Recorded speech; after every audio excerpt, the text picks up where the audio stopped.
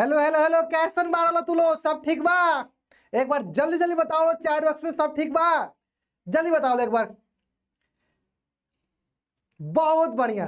तो कैसे आप लोग? उम्मीद करते हैं आप लोग एकदम मस्त हो गए, स्वस्थ हो गए और अच्छे से पढ़ाई कर रहे होगे। तो मैं स्वराज कुमार वर्मा आप सभी का स्वागत करता हूं नेक्स्ट टॉपर बिहार बोर्ड के इस अमेजिंग से प्लेटफॉर्म पे, जहां पे हम लोग मिलकर देश का भविष्य बनाते हैं।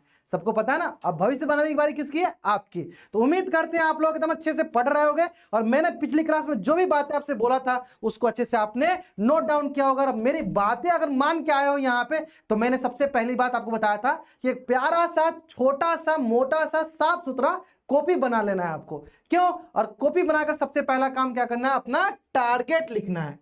टारगेट लिखना है, अपना लक्ष्य लिखना है कि मेरा लक्ष्य क्या है। 100/100 लाना है। मेरा लक्ष्य क्या है? सबसे पहला लक्ष्य मेरा है 100/100 लाना है। कर लिया आपने? तो एक कॉपी बनाना, आपको साफ सुथरा कॉपी बनाना है। उस पर ऊपर लिखना है अभय बिहार बोर्ड और जस्ट नीचे लिखना है आपको लक्ष्य 100/100। और जैसे मैं आपको बोलते चल रहा हूं, पूरा इंटायर सीजन में 45 दिनों में मैं जो भी बोल रहा हूं, अगर मेरे साथ लगकर आप पढ़ाई कर लिए तो मैं उम्मीद दिलाता हूं, मैं आपको गारंटी देता हूं कि आप एग्जाम में जरूर 100/100 ला पाओगे। और जो भी आपने सपना देखा है, जो सोच रहे हो कि सर मैंने अभी तक सोचा नहीं था कि मेरा कभी 100/100 भी आएगा क्या, नहीं, मैं बोल रहा हूं कि मैं जैसे बोलते चल रहा हूं, अगर वैसे करते चल रहे हो, जरूर आपका आ जाएगा। ठीक है, समझ में आया? तो एक बार थोड़ा चैट बॉक्स में, हाँ बहुत बढ़िया, एक बार थोड़ा चैट बॉक्स में अपना थोड़ा ताकत दिखाइए। तो आप लोग क्या तैयार हो आज की क्लास के लिए? अगर आप लोग तैयार हो, आप लोग रेडी हो अगर आज की क्लास के लिए, तो एक बार चैट बॉक्स में हुंकार भर दीजिए आर का। जल्दी करेंगे, एक बार चैट बॉक्स में आर टाइप करेंगे। बना लिया ना? बहुत बढ़िया, बहुत बच्चे ज्वाइन कर रहे हैं। बहुत, अब की बार 500 पर नहीं, 500 तक ही रखना है। हाँ जल्दी करो, जल्दी करो, एक बार चैट बॉक्स में आ रहे हैं, मचा देंगे ना। बहुत बढ़िया, चलो बहुत अच्छा, बहुत अच्छा, स्टार्ट किया जाए। चलो, तो जैसे कि मैंने आपको बता दिया था कि हम लोग इस चैप्टर में क्या क्या पढ़ने वाले हैं, है ना, वो सारी चीजें मैंने बता दिया था। अब हम ये बताएंगे आज की क्लास में हम लोग क्या क्या डिस्कस करेंगे। बहुत ही इंपॉर्टेंट चीज है। तो आज की क्लास में हम लोग क्या क्या डिस्कस करेंगे? तो सबसे पहले हम लोग पढ़ेंगे आज की क्लास में, वो है अपना गुणनखंड वृक्ष निकालना। फिर पढ़ेंगे अभाज्य गुणनखंड विधि द्वारा लासा और मशक ज्ञात करना। फिर आता है अपना अंकगणित का आधारभूत प्रमेय। फिर आता इक्वलिड विभाजन एल्गोरिदम। फिर अपरिमेय संख्याओं का सत्यापन। और जैसे कि आपको पता है कि आपके जो सब्जेक्टिव वाले क्वेश्चन बनते हैं, इन्हीं दोनों टॉपिक से बनते हैं। तो ये दोनों टॉपिक एकदम अच्छे से, इस पर ढेर सारा क्वेश्चन प्रैक्टिस करेंगे और एकदम अच्छे से आपका नोट्स में बने होना चाहिए। इसके अलावा जो ऑब्जेक्टिव क्वेश्चन बनते हैं, वो ऑब्जेक्टिव क्वेश्चन आपका यहां से इन दोनों से बन जाएगा। ठीक है, बहुत पहले ये अंकगणित का आधारभूत प्रमेय से क्वेश्चन आते थे, तो मैं फिर से बता दूंगा आपको, टेंशन लेने की बात नहीं है। आपको यहाँ पे कोई भी कंसेप्ट आपका छोड़ा नहीं जाएगा, सब कुछ पढ़ाया जाएगा। क्या पता इस बार इससे क्वेश्चन पूछ ले, हो सकता है ना। तो एक भी ऐसा कंसेप्ट हम लोग मिस नहीं करेंगे जहां से आपका क्वेश्चन ना हो। सारे कंसेप्ट सीखेंगे, सभी पे ज्यादा ज्यादा क्वेश्चन की प्रैक्टिस करेंगे। और हम उम्मीद देते हैं कि आप जब एग्जाम देकर आओगे तो आप जरूर बोलोगे सर आप ही के नोट से हमारा क्वेश्चन आया था। ठीक है, चलो तो स्टार्ट किया जाए, स्टार्ट किया जाए। बहुत बढ़िया, स्टार्ट किया जाए, बहुत बढ़िया। चलो, good evening everyone, good evening. एक बार पहले करते हैं हम लोग रिकॉल कि हमने लास्ट क्लास में आपको क्या क्या चीजें पढ़ा दिया था। तो करा जाए, सबसे पहले मैंने पढ़ाया था आपको संख्या पद्धति। जो बच्चे लेट से ज्वाइन किए हैं, जिन्होंने पहला क्लास नहीं देखा है, बाबू आप लोग जरूर देख लेना। मैंने इसमें बहुत इंपॉर्टेंट परिभाषा बताया था, जिसमें मैंने बताया था कि परिमेय संख्या क्या होती है, अपरिमेय संख्या क्या होती है, वास्तविक संख्या क्या होती है, अभाज्य संख्या क्या होती है, सम संख्या क्या होती है, विषम संख्या क्या होती है, भाज्य संख्या क्या होती है। ये सारी संख्याओं के बारे में मैंने एकदम अच्छे से आपको फ्लो चार्ट बता दिया था। कर लिया था, कर लिया था ना? बहुत बढ़िया। इसके बाद मैंने आपको सिखाया था, इसके बाद मैंने सिखाया था, क्या सिखाया था? दशमलव प्रसार। क्या सिखाया था आपको मैंने ये सिखाया था कि दशमलव प्रसार के अनुसार संख्याओं के प्रकार क्या क्या होते हैं? शांत, अशांत। और अशांत दो प्रकार के होते हैं, आवर्ती, अनावर्ती। ये सारी चीजें मैंने सिखा दिया था। अब आपके मन में क्वेश्चन आएगा कि सर हाँ आग लगा देंगे, टेंशन मतलब आग तो लगाना ही है, लेकिन एग्जाम में लगाएंगे जब हम 100/100 लेकर आएंगे। क्लियर है? चलो, अब आती है बात यहां पे कि सर आपने तो बता दिया ठीक है, शांत अशांत, आवर्ती अनावर्ती, बट कभी कभी क्वेश्चन पूछा जाता है कि बिना भाग दिए हमें बताओ कि ये शांत है या अशांत। सब पे डिस्कस करेंगे, सब क्वेश्चन बताएंगे, सब टाइप का क्वेश्चन आपका करा देंगे कि एक भी ऐसा क्वेश्चन नहीं बचेगा जो नहीं बना पाओगे। ठीक है, तो स्टार्ट करते हैं सबसे पहले कंसेप्ट से, जिसका नाम है अभाज्य गुणनखंड। अब इसमें जैसे अभाज्य गुणनखंड आता है, बहुत बच्चों का, मतलब मेरे पिछले 5 साल के एक्सपीरियंस दौरान मैंने बहुत बच्चों का डाउट सॉल्व किया। सबसे पहला क्वेश्चन आता है कि सर अभाज्य गुणनखंड और गुणनखंड में क्या डिफरेंस है, अभाज्य गुणनखंड और गुणनखंड में क्या डिफरेंस है, सब बता दो। चलो सबसे पहला डाउट, अभाज्य गुणनखंड और गुणनखंड में क्या अंतर है। चलो अंतर समझो, ध्यान से देखो। अगर मैंने बोला मान लो 12 का अगर आपको गुणनखंड निकालना है तो आप क्या करोगे, आप बोलोगे सर ये हो गया 3 4 जा 12, यानी 12 का गुणनखंड तो ये भी हो गया 3 और 4। अब ये भी बोल सर ऐसे कर लेते ना 2 6, यानी 12 का गुणनखंड 2 गुने 6, ये भी हो गया। ये भी तो ऐसा गुणनखंड है, ये भी तो ऐसा गुणनखंड है। मैं बोलूंगा हाँ है, इसमें क्या। तो क्या हमें जरूरी है कि हमेशा छोटे संख्या से स्टार्ट करेंगे? नहीं। अगर सिर्फ आपको गुणनखंड बोला है तो इसका गुणनखंड 3 गुने 4 भी है, इसका गुणनखंड 2 गुने 6 भी है। लेकिन अभाज्य गुणनखंड में क्या अंतर है, तो देखो जैसे ये टर्म एक आ गया आपके पास, अभाज्य वाला टर्म, अभाज्य वाला टर्म, यानी अब हमें ऐसा गुणनखंड देखना है जिसमें अभाज्य संख्या होनी चाहिए, यानी इसका गुणनखंड में सिर्फ अभाज्य संख्या होनी चाहिए। कहने का मतलब क्या है, कहने का मतलब क्या है, अभाज्य संख्या, इसका मतलब पहला अभाज्य संख्या क्या होता है 2, फिर 3, फिर 5, फिर 7, 11, 13, 17, 9 नहीं होता है, 9 भाज्य संख्या होता है। ध्यान देना, क्यों? क्योंकि 9 जो है 1 3 और 9 2 से अधिक संख्याओं से कट रहा है, इसका मतलब 9 भाज्य है ना कि अभाज्य।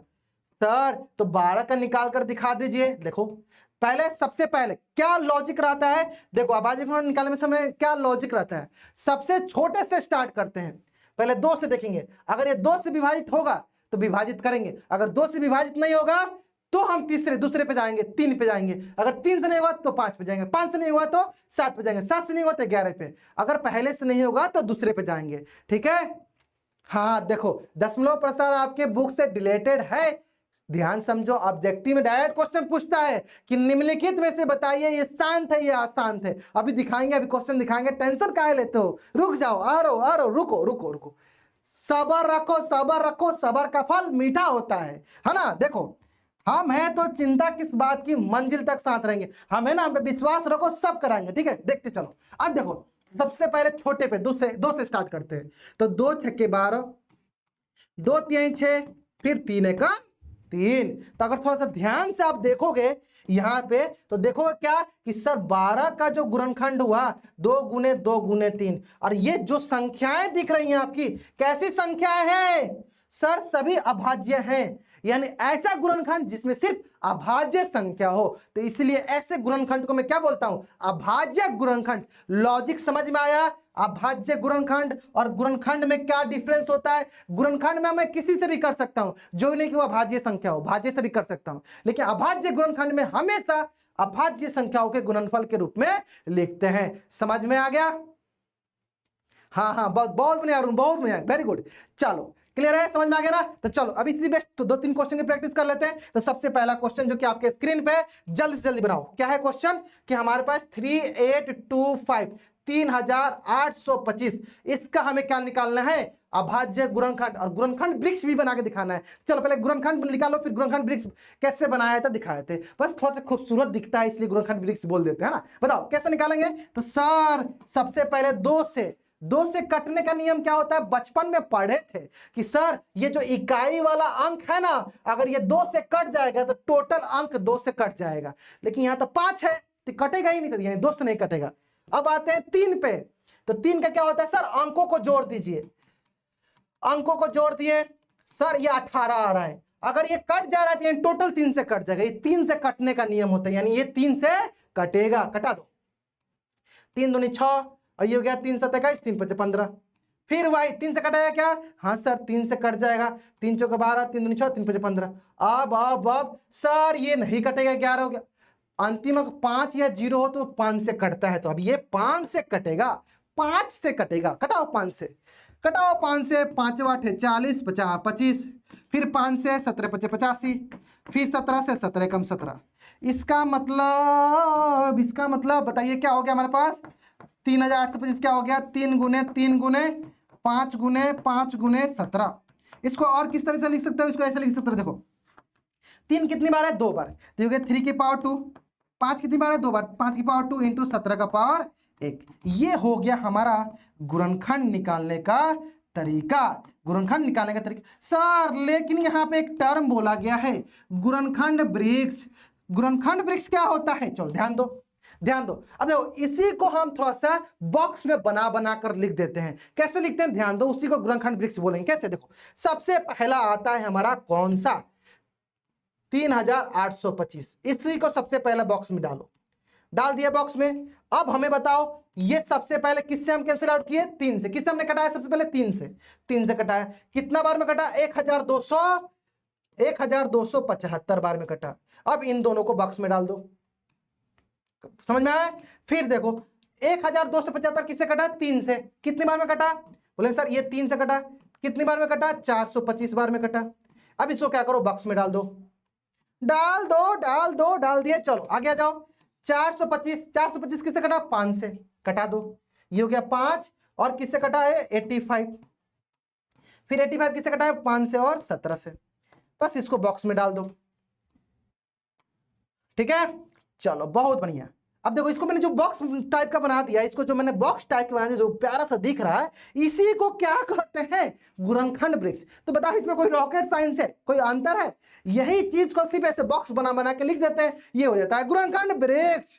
समझ में आ गया, मजा आया ना, देखो सारे बच्चे आंसर भी कर रहे हैं, बहुत बढ़िया, मजा आ गया, क्लियर है, समझ में आ गया कैसे बनाना होता है आपको, कैसे बनाना है गुणनखंड वृक्ष, समझ में आ गया तो अच्छे से। चलो बढ़ते हैं नेक्स्ट क्वेश्चन की तरफ। अब वो आता है आपका ऑब्जेक्टिव वाला क्वेश्चन, जल्दी से आंसर करेंगे, जल्दी से आंसर करेंगे इसका, जल्दी से आंसर बताएंगे कि संख्या 156 का अभाज्य गुणनखंड क्या होगा, जल्दी बताएंगे, बताएंगे कौन सा ऑप्शन होगा, जल्दी बताएंगे आप कौन सा ऑप्शन होगा 156 का, देखना है 156 का, मतलब जल्दी बताओ, बताओ क्या होगा। सबसे पहले 2 से देखते हैं, सबसे पहले अभाज्य खंड 2, अभाज्य संख्या 2 से स्टार्ट करो, 2 से 14, 2 8 16, फिर 2 से 2 3 6, 2 9 18, फिर 3 से 3 एकम 3, 3 त्रिक 9, फिर देखो 13 से 13 एकम 13, 3 क्या हो गया 156, बोलोगे सर 2 गुने 2 गुने 3 गुने 13, यानी ये 2 की घात 2 हो गई, ये होगी 3 की घात 1, ये होगी 13 की घात 1। कौन से ऑप्शन में दिख रहा है, कौन से ऑप्शन में हमें दिख रहा है, हम बोलेंगे कौन से ऑप्शन में सर, ये तो हमें दिख ही रहा है, ये तो हमें दिख ही रहा है, कौन से ऑप्शन में दिख रहा है, जल्दी बताओ। 2 गुने 2, 2 की पावर 2 गुने 3 की पावर 1 गुने 13, बताओ जल्दी जल्दी बताओ कौन सा ऑप्शन है, ऑप्शन नंबर बी। कौन सा ऑप्शन सही है, बी वाला सही है। बताओ कोई डाउट यहां तक, यहां तक कोई डाउट, क्लियर है यहां तक, बताओ यहां तक कोई डाउट, क्लियर है यहां तक, जल्दी बताओ, क्लियर है ना, बहुत बढ़िया, बी, बहुत बढ़िया, ग्रेट। चलो इसी तरह देखो, इसी में बेस्ट मैं 2-3 क्वेश्चन आपको होमवर्क दे देता हूं, 2-3 क्वेश्चन होमवर्क देता हूं। चलो ये वाला क्वेश्चन आपका होमवर्क में बना लोगे, बना लोगे, अभाज्य गुणनखंड रिलेटेड क्वेश्चन है, बना लोगे, बना लोगे ना, बहुत बढ़िया। तो देखो 2 काम करते चलना है, देखो मैंने 2-3 क्वेश्चन करा दिया, अब मैं 2-3 क्वेश्चन आपको होमवर्क में, तो जो भी आपने कॉपी बनाया होगा, साफ सुथरा जो कॉपी बनाया होगा, उस कॉपी में ये होमवर्क मेरा अगला क्लास स्टार्ट होने से पहले ये होमवर्क सारा जो है बना होना चाहिए। अगर ये इतना आप करते चल रहे हो, अगर आप मुझसे ये वादा करते हो, ये मुझसे आप प्रॉमिस करते हो कि अगर आप इतना कर रहे हो, जो भी मैं होमवर्क दे रहा हूं, मैं उम्मीद दिलाता हूं कि एट द एंड आप जरूर बोलोगे कि सर आपने जो क्लास में कराया था, जो होमवर्क में दिया था, जो क्लास में कराया वही छप के आया है। बस इतना काम करते चलना है, ठीक है। चलो तो ये आपका पहला होमवर्क। इसके बाद आते हैं अपने ये दूसरे होमवर्क पे, ये दूसरा होमवर्क, ये अपना 1 मिनट, ये होमवर्क, रुक जाओ,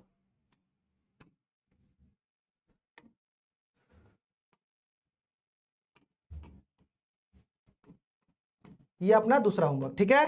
चलो बढ़े जाए नेक्स्ट।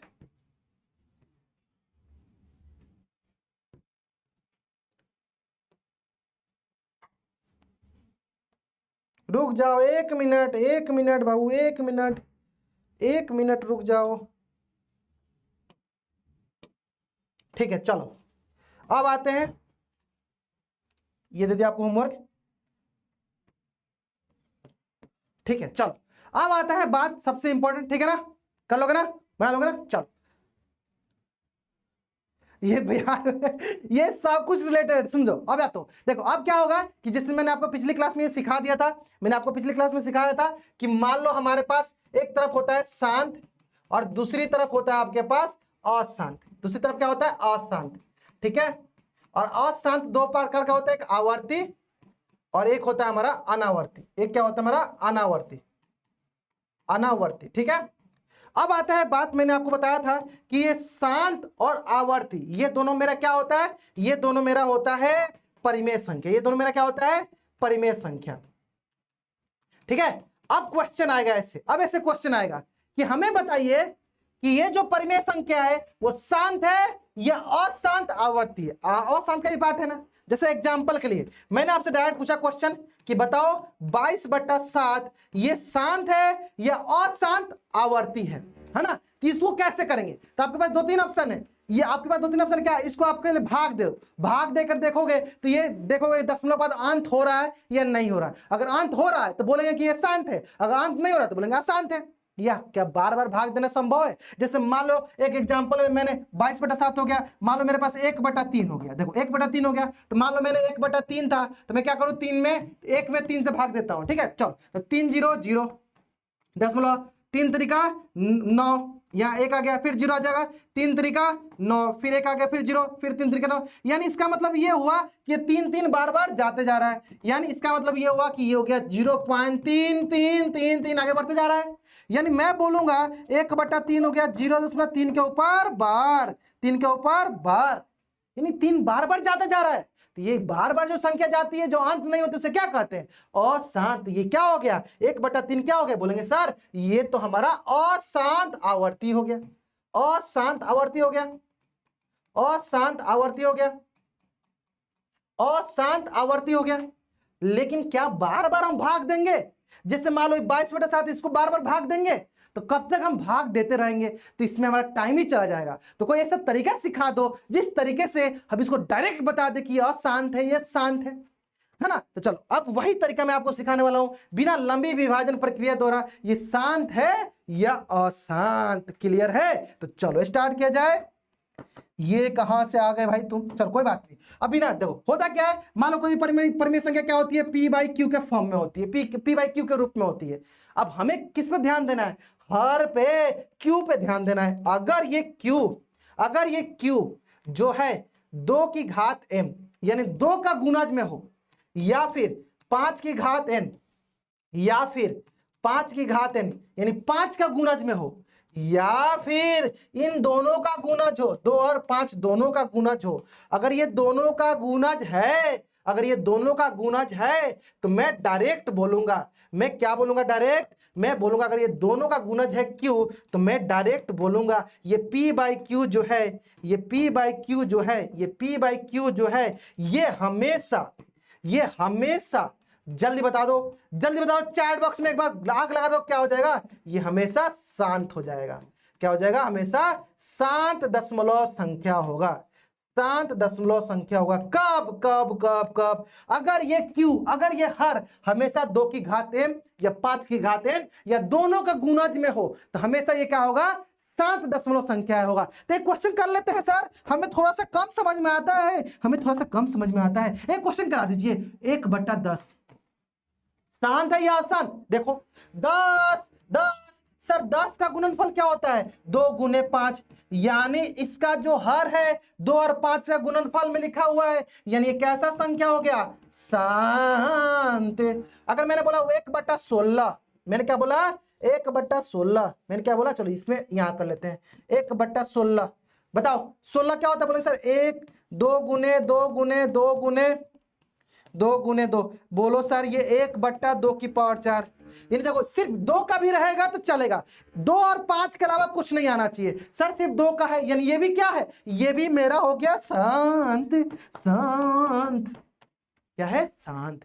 आगे समझ में? बहुत बढ़िया सर, ये तो आसान आसान क्वेश्चन करा रहे हो, थोड़ा हार्ड वाला क्वेश्चन करा दो। लो हार्ड वाला क्वेश्चन ले लो, बनाओ जल्दी जल्दी, बताओ क्या होगा? जल्दी बताओ। 1351 डिवाइडेड बाई 1250 जल्दी बताओ, ये शांत है या अशांत? जल्दी बताओ, शांत है या अशांत? करेंगे क्या सर? हर हर हर हर हर हर महादेव। जल्दी करो, बताओ क्या हो जाएगा? 1250 जल्दी करेंगे, बताओ क्या आ जाएगा हमारे पास? 2 × 6 = 12, 2 × 2 = 4, 2 × 5 = 10, फिर देखो दो, दो से कटेगा क्या? नहीं नहीं नहीं, इतना बड़ा पाप। 5 से कम 5, 5 दूनी 10, 50 25। फिर बताओ 5, 5 दूनी 10, 50 25। फिर बताओ 5, 50 25। सही है क्या? सही है क्या? सही है क्या? सही है क्या? सही है। बताओ क्या जाएगा? 351 डिवाइडेड बाई, ये क्या हो गया? 2 गुने 5 गुने 5 गुने 5 गुने 5, यानी यहां आ गया मेरे पास 1 3 5 1 बट्टा 2 की पावर 1 और 5 की पावर 4। माने ये क्या हुआ? ये क्या हुआ सर? ये भी देखो ध्यान से, ये भी देखो 2 और 5 का गुणज है, 2 और 5 का गुणज है। तो शांत है या अशांत? कोई भी अशांत बोल देगा, समझ लेना है ना, इतना मेहनत से बताया जा रहा है। क्या है? क्या है? क्या है? शांत दशमलव संख्या है, शांत दशमलव संख्या है। समझ में आ गया? अब बोलो सर मजा नहीं आया, कोई ऐसा क्वेश्चन करा दो जो हमसे ना हो। करा दे? करा दे? चलो एक क्वेश्चन आ जाओ जो जो तुम्हारे एग्जाम में पूछा गया था। और कब पूछा गया? देखो हाल ही फिलहाल पूछा गया है, और मुझे पता है इसका आंसर आप जरूर गलत करोगे। देखते हैं कितने बच्चे सही करते। देखो चलो अब अपने अपने आप पे ले लो, अपने आप पे ले लो, मतलब मेरी बात लगनी चाहिए आपको। आप गलत करोगे, देखते हैं कितने बच्चे इसको सही करते। जल्दी बताओ, जल्दी बताओ आप इसका आंसर सही कर रहे हो या गलत। देखते हैं, जल्दी करो। मिल जाएगा सारे क्लास का डीपी भी मिल जाएगा आपको, नोट्स मिल जाएगा, जस्ट क्लास के बाद ही आपको वीडियोस भी मिल जाएगा, और लेक्चर का जितना भी नोट्स होगा सब कुछ मिल जाएगा। ठीक है, जल्दी बताओ, जल्दी बताओ रोशन, जल्दी बताओ, जल्दी बताओ रोशन, तुम ही बताओ। चलो थोड़ा सा क्वेश्चन को रीड करते हैं, क्वेश्चन को पढ़ते हैं। P जो है 3 की पावर n के रूप में है, और Q जो है 6 की घात 6 के घात n गुने 5 की घात m के रूप में है, और बताना है कि ये जो भिन्न P बाई Q है इसका दशमलव प्रसार कैसा होगा। बस बस, बहुत बढ़िया। एक बच्चे ने बताया और वो सही बताया कि ये गलत। जल्दी बताओ, जल्दी बताओ। यानी यहां बोला गया है P जो है 3 की घात m के रूप में है, और Q जो है 6 की घात n और 5 की घात m के रूप में है। हाँ, बताना है P बाई Q किसका होगा, क्या होगा। दोबारा है, डबल है आवाज। देखो देखो, गलत गलत गलत हुआ ना, मैं जानता था तुम गलत करोगे, लेकिन बहुत बच्चे सही बता रहे हैं। चलो बहुत बढ़िया। देखो P की वैल्यू क्या हो गई? 3 की पावर n। Q की वैल्यू क्या हो गई? 6 की पावर n इंटू 5 की पावर। सर आपने बोला था 5 के अलावा कुछ भी होगा शांत हो जाएगा, अशांत हो जाएगा। सर 6 है, अशांत होना चाहिए। बस यहीं पे तो समझना था, यहीं पे तो एग्जामिनर आपके साथ खेल दिया। क्या खेल दिया? देखो 6 को क्या लिखेंगे?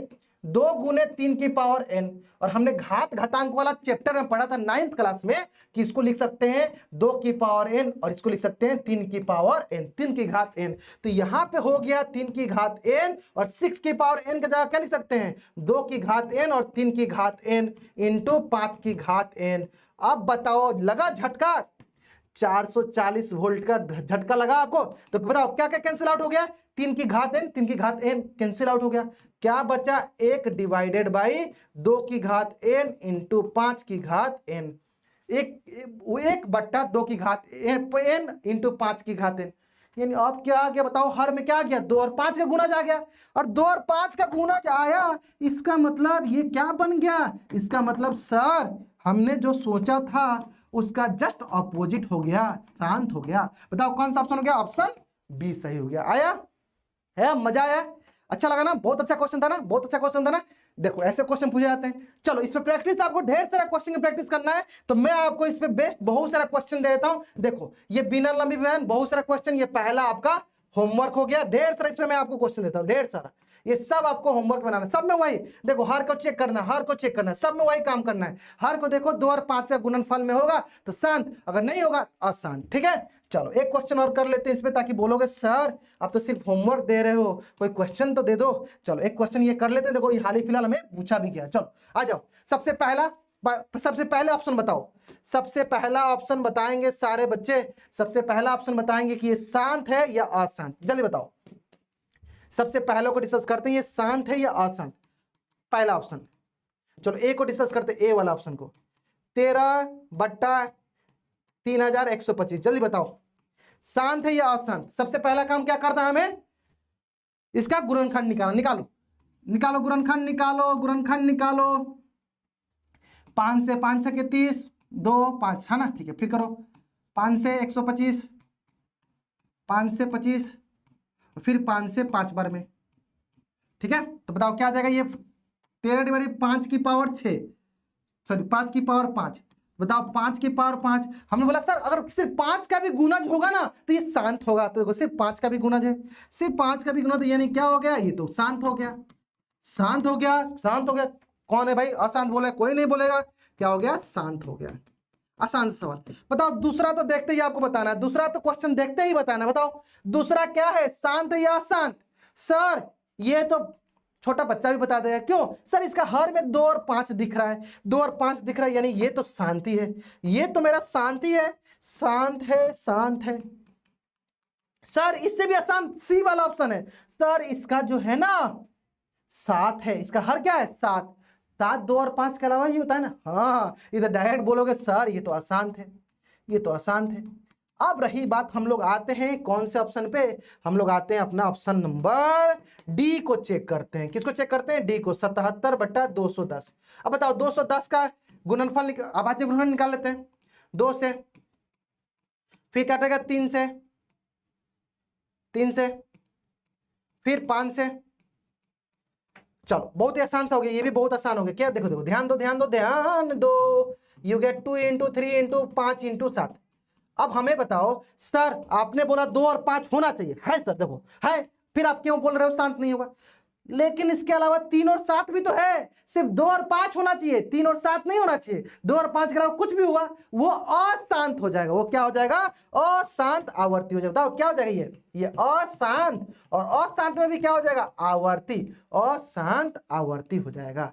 आया आया चमका कि नहीं चमका, तो ये हो गया अशांत आवर्ती, अशांत आवर्ती। ठीक है, अशांत आवर्ती। मजा आ गया, मजा आ गया ना, अशांत आवर्ती। बढ़िया, समझ में आ गया, समझ में आ गया, बिना लंबी विभाजन प्रक्रिया समझ आ गया। बहुत बार मतलब हर साल क्वेश्चन आता है, हर साल हर साल। तो 1 नंबर क्वेश्चन यहाँ से तो बनने वाला है, तो बनने वाला है, छूट के नहीं आना चाहिए, छूट गया तो समझ लेना तुम, है ना। चलो तो इसमें बेस्ट ढेर सारा क्वेश्चन है। चलो ये भी क्वेश्चन मैंने दे दिया आपको प्रैक्टिस के लिए, ये भी करा दिया। चलो अब आते हैं हम लोग नेक्स्ट, अंकगणित के आधारभूत प्रमेय पे बढ़ने से पहले, हाँ चलो अंकगणित के आधारभूत प्रमेय देख लो। देखो अंकगणित का आधारभूत प्रमेय, अब ये क्या होता है, ये क्या है, ये तो सबसे आसान है। जब बस नाम देखने के लिए इतना बड़ा बड़ा सा नाम है, अंकगणित का आधारभूत प्रमेय, ये तो हलवा चीज है। क्या बोलता क्या है कि कोई भी संख्या हो, कोई भी भाज्य संख्या हो, अगर उसको अभाज्य संख्या के गुणनफल के रूप में लिख दे तो वही अंकगणित का आधारभूत प्रमेय है। ये क्या, ये कोई रॉकेट साइंस था, ये कौन सा प्रमेय है, ये कौन सा रॉकेट साइंस, सिर्फ नाम बड़ा है लेकिन काम बहुत छोटा है इसका। कहना क्या चाहता है, ध्यान से समझो, कहना ये चाहता है, जैसे मान लो 12, क्या लिखोगे 12 को, चलो 12 का गुणनखंड निकालो, 2 छक्के 12, 2 तिहाई 6, तो आप लिखोगे सर 2 × 2 × 3। ये कैसा संख्या था, भाज्य। देखो ये कैसा संख्या था, बोलोगे सर ये तो भाज्य संख्या है, लेकिन ये इसका जो हमने गुणनफल लिखा, ये अभाज्य संख्या के गुणनफल के रूप में लिख दिया, अभाज्य संख्याओं के गुणनफल के रूप में लिख दिया, संख्याओं के गुणनफल के रूप में लिखा हमने, लिखा कि नहीं लिखा। यानी किसी भी भाज्य संख्या को अभाज्य संख्याओं के गुणनफल के रूप में लिखते हैं, इसी का नाम होता है अंकगणित का आधारभूत प्रमेय। बस कहने का बड़ा नाम है, काम इसका बहुत छोटा है। इसी तरह मान लो अगर मैं कोई और क्वेश्चन मान लो 16 हो गया, क्या लिखोगे 2 × 2 × 2 × 2। अभाज्य संख्या को अभाज्य संख्या के गुणनफल के रूप में लिख दिया, इसी को बोलते हैं अंकगणित का आधारभूत प्रमेय। अब होता क्या है, ध्यान से समझना कि हम यहां से ये डायरेक्ट बोलेंगे कि इसका इस गुणनखंड के अलावा और कोई गुणनखंड नहीं होगा, मतलब और कोई अभाज्य गुणनखंड नहीं होगा। 12 के इस अभाज्य गुणनखंड के अलावा और कोई अभाज्य गुणनखंड नहीं होगा। इसलिए इसमें एक टर्म आता है जो सबसे महत्वपूर्ण टर्म है, वो है अद्वितीय। अद्वितीय मतलब यूनिक होता है, इसके अलावा और कोई नहीं होता। दुनिया में एकमात्र यही एक गुणनखंड होगा अभाज्य गुणनखंड, इसके अलावा इसका और कोई अभाज्य गुणनखंड पॉसिबल नहीं है। समझ में आ गया, नहीं आसान होता है, लेकिन अब आसान हो गया ना आपके लिए, आसान हो गया ना। चलो अब आते हैं नेक्स्ट। इस पे बेस्ट एक बहुत ही प्यारा सा क्वेश्चन हर एक साल पूछा जाता है और बहुत बच्चे इसमें कंफ्यूज रहते हैं, सर ये कैसे क्वेश्चन सॉल्व होगा, ये क्या है। ये सबसे आसान सवाल होता है, समझना। मैंने अभी आपको समझाया, किसी भी संख्या को अभाज्य संख्याओं के गुणनफल के रूप में लिखा जा सकता है। तो यही क्वेश्चन बोला गया, जांच कीजिए किसी प्राकृतिक संख्या n के लिए संख्या 6 की पावर n, 6 की घात n 0 पे समाप्त होती है, मतलब हो सकती है कि नहीं, चलो जांच करना है। अब हमें बताओ 6 की घात n है, क्या 6 का आप गुणनखंड नहीं निकाल पाओगे, क्या 6 का अभाज्य गुणनखंड नहीं निकाल पाओगे, जरूर निकाल पाओगे, लेकिन उसमें क्या ही है, क्या है ये, उसमें जीरो पे समाप्त होगा होगा ही। सर एन की वैल्यू रखते जाएंगे जीरो पे कहीं ना कहीं हो जाएगा, बोलने से नहीं होता है, करके देखना होता है। देखो अब समझो कैसे देखना होगा, ध्यान दो, कंसेप्ट समझो। 2 गुने 1 2 आया, 2 गुने 2 4 आया, 2 गुने 3 6 आया, 2 गुने 4 8 आया, 2 गुने 5 10 आया। आ गया आ गया आ गया सर, जीरो आ गया, जीरो आ गया। यानी जीरो चाहिए, जीरो चाहिए तो 2 और 5 चाहिए होगा। यानी कहीं पे भी जीरो पर समाप्त करना है तो 2 और 5 होना चाहिए। यानी कोई संख्या अगर जीरो पर समाप्त हो रहा है तो वो 2 से भी कटना चाहिए और 5 से भी कटना चाहिए। अगर आपको ये कंसेप्ट समझ में आ गया तो मान लो आपका सारा मतलब कंसेप्ट इस प्रकार के क्वेश्चन समझ में आ जाएंगे। यानी यहां पे अगर ये जीरो पर समाप्त तभी होगा जब वो 2 और 5 से विभाजित होगा। यानी सबसे पहला कंसेप्ट यहां पे ये आया कि सर अगर आप बोल रहे हो कि 6 के पावर n जीरो पे समाप्त हो रहा है तो ये तभी संभव है जब ये 2 और 5 दोनों से विभाजित होगा। तो उसी को लिख लेते हैं कि संख्या, उसी को लिख लेते हैं संख्या 6 की पावर n है ना, जीरो पर समाप्त होगी, जीरो पर समाप्त तभी होगी जब यह 2 और 5, समझ में आया ना, 2 और 5 दोनों से विभाजित होगी, दोनों से विभाजित होगी। अगर ये दोनों से विभाजित नहीं हो रही है, अगर ये दोनों से विभाजित नहीं हो रही है, इसका मतलब ये जीरो पे कभी नहीं होगा। दोनों पे विभाजित होगी तभी ये जीरो पे समाप्त होगा। समझ में आया, क्योंकि 2 और 5 होगा तभी तो गुना करके जीरो आएगा लास्ट में, है ना। तो चलो चेक कर लेते हैं, चेक कर लेते हैं। सर 6 की पावर 1 n, 6 की घात n, क्या लिखेंगे, 6 का गुणनखंड 2 गुने 3 की पावर n। इसका मतलब सर हम n की वैल्यू रख रख के चेक करते हैं, रख रख, चलो बाबू रख रख के चेक करो, रखा है। इजी, देखो बहुत बच्चे इजी बोल रहे हैं, इजी पीजी, हाँ इजी पीजी वाला सवाल है, बहुत आसान सा सवाल है। देखो मान लो हमने n की वैल्यू 1 रखा तो क्या आएगा, 6 की पावर 1 यानी 2 गुने 3। n की वैल्यू 2 रखा, 6 की पावर 2 यानी 2 गुने 3, 2 गुने 3। फिर आ जाओ, n की वैल्यू 3 रखा, बताओ क्या है, 2 गुने 3, 2 गुने 3, 2 गुने 3।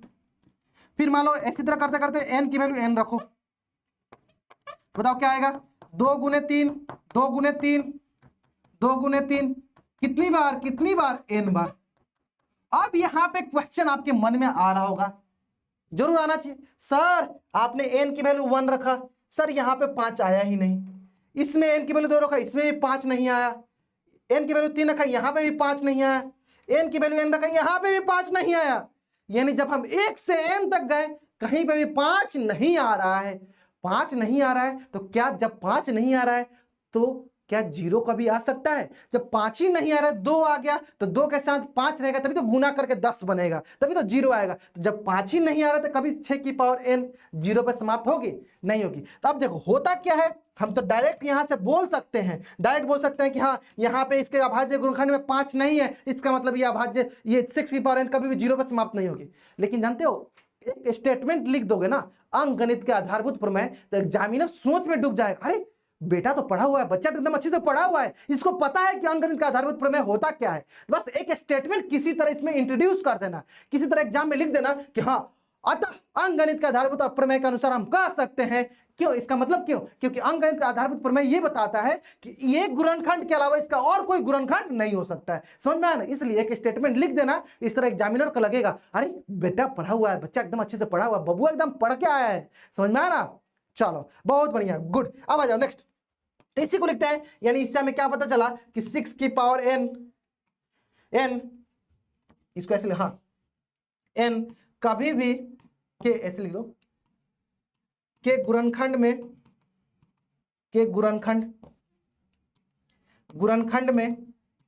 5 कभी नहीं आएगा, या 5 से के गुणनखंड में 5 कभी नहीं है, या ऐसे लिख दो 6 की पावर n कभी भी 5 से विभाजित नहीं होगा, 5 से विभाजित नहीं होगा, है ना, नहीं होगा। अतः अंकगणित, देखो इसको जरूर इंट्रोड्यूस कर लेना, अंकगणित ताकि देखने में अच्छा लगेगा ना। अंकगणित के आधारभूत प्रमेय के अनुसार ये इसलिए लिख रहे हैं ताकि थोड़ा सा एग्जामिनर को लगे कि अच्छा बच्चे को स्टैंडर्ड टर्म पता है ना, समझ में आया। चलो अभी आ जाएगा, अभी एक मिनट जाओ। अतः अंकगणित के आधारभूत प्रमेय के अनुसार हम कह सकते हैं कि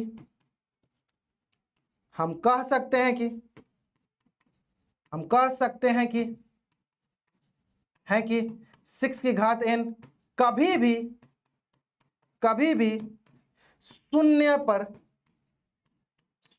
पर समाप्त नहीं होगा।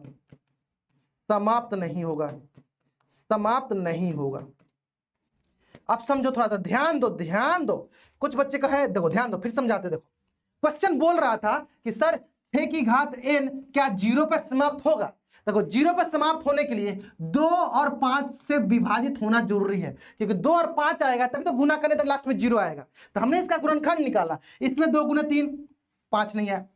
देखो 6 की पावर 2 रखा, इसमें भी 5 नहीं है, इसमें भी 5 नहीं है, इसमें भी 5 नहीं है, यानी इसके गुणनखंड में कभी 5 आ ही नहीं रहा है। जब गुणनखंड में 5 नहीं आ रहा है तो कभी 0 आएगा ही नहीं, क्योंकि जब गुणनखंड में 5 आता है तभी तो गुना होके, मान लो एग्जांपल के लिए यहाँ पे 5 रहता, तभी तो इसको गुना करते तो 5 दूनी 10 आता, तो लास्ट में 0 आया था। तो जब गुणनखंड में 5 आ ही नहीं रहा है तो कभी ये 0 पे समाप्त होगा? नहीं होगा। समझ में आया?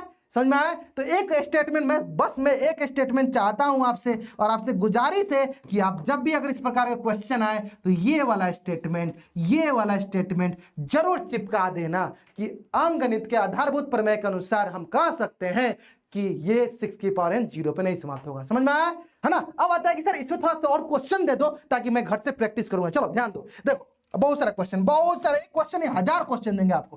पहला क्वेश्चन 12 की घात n 0 पे।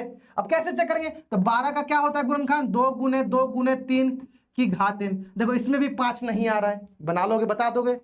सिर्फ 21 से घात n क्या होता है? ये देखो 3 गुने 7 की घात n। इसमें तो 2 भी नहीं आ रहा है, 5 भी नहीं आ रहा है, क्या कभी 0 पॉइंट होगा? नहीं, इसको ही बना लेना सेम। इसी तरह 4 की घात n, ये क्या ये है? देखो 2 गुने की पावर, इसमें तो 5 ही नहीं आ रहा है, क्या ये 0 पर समाप्त होगा? नहीं होगा। आ गया कि नहीं आया? एक बार आग लगा दो तुम, एक बार तो तुम लोग आग लगाओ। आग मतलब अगर आपको अच्छे से समझ में आ गया, चैट बॉक्स में वाई टाइप करो, जल्दी करो। अगर ये एकदम अच्छे से समझ में आ गया, चैट बॉक्स में वाई टाइप करो। अगर इसमें भी कुछ भी डाउट है एन टाइप करो, जल्दी करो। अगर अच्छे से समझ में आया, चैट बॉक्स में वाई टाइप करो, जल्दी करो। आगे एकदम अच्छे से समझ में, बहुत बढ़िया। चलो अब बढ़ते हैं हम लोग नेक्स्ट कंसेप्ट की तरफ, और जो बहुत ही आसान सा कंसेप्ट है वो है अभाज्य गुणनखंड विधि द्वारा लसा और मसा ज्ञात करना। अब ये कंसेप्ट देखो कितना अच्छे से आपको समझ में आता है। अभी तक क्या होता था, मैंने पिछले 5 साल के एक्सपीरियंस के अंदर मैं आपको ये बताता हूं, होता क्या है, जब भी बच्चे को मैं बोलता हूं लसा निकालो तो वो मसा निकाल देता है, जब मैं बोलता हूं मसा निकालो वो लसा निकाल देता है। क्यों? क्योंकि उसने मुझसे नहीं सीखा है, मुझसे वो कहानी नहीं सुना है, जिस कहानी से हम सिखाएंगे आपको कि कैसे लसा और मसा निकालते हैं। कहानी सुनने के लिए तैयार हो? उसमें तो आगे ही रहते हो। पढ़ाई छोड़ के कुछ भी करा लो सर, मैं उसमें तैयार हूं, है ना? तैयार हो? चलो एक कहानी सुनाते हैं आपको मसा निकालने का। सबसे पहला कहानी सुनाते हैं आपको मसा निकालने का, है ना? अब देखो मसा निकालने की कहानी सुनो। हुआ क्या, जैसे आजकल पता ही है ना आपको, शादी ब्याह का माहौल चल रहा है ना? जहां देख रहे हो वहां बारात आ रहा है, कहीं तिलक जा रहा है, शादी ब्याह का माहौल चल रहा है। अब शादी ब्याह होता कैसे है? होने के लिए क्या कंडीशन है? एक लड़का होगा, एक लड़की होगा, मतलब एक मेल होंगे, एक फीमेल होंगे, है ना? उनका शादी कैसे लगता है? तो शादी लगाने के लिए एक अगुआ होता है, एक बिचवनिया होते हैं, एक मीडिएटर पर्सन होते हैं, एक मिडिल मैन होता है, एक कॉमन पर्सन होता है, एक उभयनिष्ठ आदमी होता है। जैसे एग्जाम्पल के लिए चलो ये हो गए हमारे लट्टू राम, लड़का हो गया, और ये हो गए मेरे लट्टू राम चलो लड़की बनाए थे, ये हमारी लड़की हो गई, है ना? अब इन दोनों का शादी ब्याह होने वाला कैसे होगा? एक बीच में एक अगुआ आएगा, एक उभयनिष्ठ पर्सन आएगा, एक कॉमन पर्सन आएगा, एक मीडिएटर आएगा, बिचवनिया आएगा, और यही बिचवनिया क्या कहलाता है? हमारा मौसा कहलाता है। सर ये कैसे? तो मान लो एक नंबर हो गया, एक पहला संख्या हो गया, ये दूसरा संख्या हो गया। इन दोनों संख्याओं के गुणनखंड में जो कॉमन आता है, जो बिचवनिया में आता है, वही मेरा मौसा कहलाता है। यानी आगे से हमेशा याद रखना कि जो अगुआ होता है, जो कॉमन आदमी होता है, जो कॉमन नंबर होता है, वही मेरा मौसा कहलाता है, HCF कहलाता है, हाईएस्ट कॉमन फैक्टर कहलाता है। समझ में आया? मजा आया ना? चलो अब देखो इसी को हम अच्छे से समझाते हैं, आपको क्वेश्चन के जरिए समझते हैं। ध्यान दो, देखो अब मैं क्या करता हूं, आपको 2 क्वेश्चन देता हूं। जैसे मान लो मैंने बोला कि मौसा में निकालना है 4 और 15 का, 4 और 15 का निकालना है। चलो तो सबसे पहला काम करो, आप 4 का चलो 4 का फैक्टर निकाल लो, 4 का गुणनखंड और 15 का गुणनखंड निकालो। निकालो, ये हो गया 2 गुने 2। चलो 15 के अलावा कुछ और कर लेते हैं, 24 कर लेते हैं, 24, ठीक है 24। चलो ये हो गया 2 एकम 2, है ना, 24 ले लो 24। ये हो गया 2 से 12 बार में, 2 से 6 बार में, 2 से 3 बार में, फिर 3 से 1 बार में। आ जाओ, तो क्या क्या गुणनखंड आ गया, क्या क्या गुणनखंड है ध्यान दो। पहला 4 का देखो, 4 का क्या आ गया 2 गुने 2। 24 का क्या क्या आ गया, 24 आ गया 2 गुने 2 गुने 2 गुने 3। अब आता है सर अगुआ ढूंढना है, ये मेरा लड़का हो गया, मेरा लड़की हो गई, इन दोनों के बीच में अगुआ ढूंढो, अगुआ ढूंढो, है ना। Power of next topper Bihar board, है ना, और वो पावर आपको यहां दिखाना है। ऐसे ही कहानी से सीखेंगे, हर एक कहानी पे आपको कोई ना कोई कंसेप्ट सिखाएंगे। तो कहानी समझ में आया, मजा आया कि नहीं आया, मजा आया कि नहीं, बताओ मजा आया कि नहीं आया। चलो बताओ बताओ, दो दोनों में आ गया 2, इसमें भी दोनों में आ गया 2। अब इसका कोई काम ही नहीं है, दोनों में होना चाहिए अगुआ, होना चाहिए अगुआ, है ना, बिचवनिया, उभयनिष्ठ होना चाहिए, उभयनिष्ठ होना चाहिए। 4 और 24, तो दोनों में क्या क्या कॉमन दिख रहा है, चलो ले लेते हैं। इसमें भी 2 दिख रहा है, इसमें भी 2 दिख रहा है ना, दोनों में दिखना चाहिए। चलो आ गया, बताओ क्या हो गया, 2 गुने 2 कितना आ गया, 4 आ गया। मजा आया, मजा आया कि नहीं आया, मजा आया कि नहीं आया ना। सिर्फ मजा ही नहीं लेना है, आपको अगला क्वेश्चन का आंसर बताना। जल्दी बताइए अगला क्वेश्चन का आंसर, इसी तरीके से आपको जल्दी बताइए। 96 और 404 का मौसा क्या होगा, जल्दी बताओ, जल्दी बताओ, जल्दी बताओ, जल्दी बताओ, जल्दी बताओ, बताओ क्या होगा, जल्दी जल्दी बताओ। 96 और 404 का मौसा क्या होगा। तो सबसे पहले सर हमें अगुआ ढूंढना है, हमें अगुआ ढूंढना है, हमें बिचवनिया ढूंढना है, हमें उभयनिष्ठ लोगों को ढूंढना है, उभयनिष्ठ लोगों को ढूंढना है। यानी चलो 96 का पहले गुणनखंड निकालो, निकालो बताओ क्या हो जाएगा। 2 से 2 चौके 8, 2 8 16, 2 दूनी 4, 2 चौके 8, 2 से 12 बार में, 2 से 6 बार में, 2 से 3 बार में, फिर 3 से 1 बार में, ठीक है आ गया। अब आ जाओ नेक्स्ट, फिर आ जाओ 404 का देखना है। 2 से 2 दूनी 4, 2 0 0, 2 दूनी 4, फिर 2 से देखो 2 एकम 2, 2 0 0, 2 एकम 2, ये आ गया। फिर इसके बाद कटेगा नहीं, 101 अभाज्य संख्या होती है 1 बार में। यानी इसका मतलब क्या हुआ, बना दिया बना दिया बना दिया, बताओ बताओ कितना है। 2 कितनी बार है इसमें, 2 रहा है 5 बार, 2 आ गया 5 बार इंटू 3, इसमें कितनी बार है 2 गुने 2 गुने 101, बताओ कितना है इसका, जल्दी बताओ कितना है सर। एक बार और, एक बार और आ जाओ आ जाओ आ जाओ आ जाओ, एक बार और बताएंगे आपको, ठीक है। देखो इसमें भी 2, इसमें भी 2, दोनों में आ गया कॉमन, इसमें भी 2, इसमें भी 2, दोनों में 2 आ गया।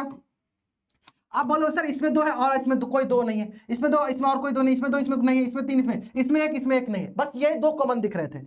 यानी मेरा मौसा क्या आ गया, जल्दी बताओ मेरा मौसा क्या आ गया, मेरा मौसा क्या आ गया, जल्दी बताओ। मौसा किसका, 96 और 404 का मौसा क्या आ गया, 2 गुने 2 बोले तो 4 आ गया, बोले तो 4 आ गया, क्या आ गया मौसा 4। समझ में आया, बहुत बढ़िया बहुत बढ़िया। चलो अब आते हैं एलसीएम कहानी। अगर आप ऐसा सोचो सर मौसा कहानी तो आपने सुना दिया, लौसा का कहानी नहीं सुना होगा, मजा नहीं आएगा, ठीक है। तो मजा आपको दिलाते हैं, रुक जाओ ध्यान दो। देखो मौसा कैसे हो गया, समझ में आ गया। अब लौसा के लिए की कहानी सुनो। मोदी जी का एक बहुत ही फेमस कहावत है, या फेमस उनका डायलॉग है, या फेमस बोलते हैं उनका मतलब बोलते हैं कि बहुत इंपॉर्टेंट है, क्या, सबका साथ सबका विकास। सुने होगा ना, मोदी जी बोलते हैं ना सबका साथ सबका विकास। लेकिन इसमें मैंने थोड़ा सा चेंजेस किया है। क्या चेंजेस किया, ध्यान से सुनो, क्या चेंजेस किया है, ध्यान से सुनो। हम ना मोदी जी के डायलॉग को फॉलो करते, लेकिन थोड़ा सा चेंजेस करके सबको साथ लेकर चलेंगे, लेकिन विकास हम सिर्फ बड़े बड़े लोगों का करेंगे। क्या समझा, फिर से सुनो, हमें सबको साथ लेकर चलना है, लेकिन विकास हम सिर्फ बड़े बड़े लोगों करेंगे। मतलब जिनके पास ज्यादा, समझ लो ज्यादा मनी है, ज्यादा पैसा है, उन्हीं का विकास करेंगे। यहाँ पैसा की बात नहीं है, यहाँ पे घात की बात है कि जो ज्यादा बार आएगा, ज्यादा बार संख्या रिपीट होगा, उसी को हम लेकर चलेंगे। तो मोदी जी का डायलॉग को हम फॉलो करेंगे, मोदी जी के डायलॉग को फॉलो करेंगे, सबको साथ लेकर चलेंगे, लेकिन विकास बड़े बड़े लोगों का। कहने का मतलब क्या है, समझो, ध्यान से समझो, अच्छे से समझ में आ जाएगा। देखो देखो ध्यान दो, ये 2 इसमें कितनी बार है, इसमें 2 कितनी बार है, 2 बार, तो इसको मैंने लिख दिया 2 की घात 2। इसमें 2 कितनी बार है, 3 बार, तो इसको मैंने लिख दिया 2 की घात 3, और 3 कितनी बार है, 1 बार। तो सबको साथ लेकर चलना है, लेकिन विकास बड़े लोगों का करना है ना।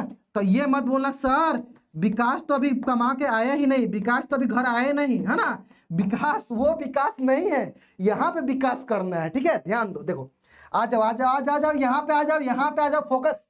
सबको साथ लेकर चलना है। तो चलो सबसे पहले किसको साथ लेकर चलते हैं, 2 को। देखो इसमें 2 की घात 2 है, इसमें 2 की घात 3 है, तो सबसे बड़ा कौन है, तो सर 2 की घात 3, तो इसको सबसे पहले लेना है।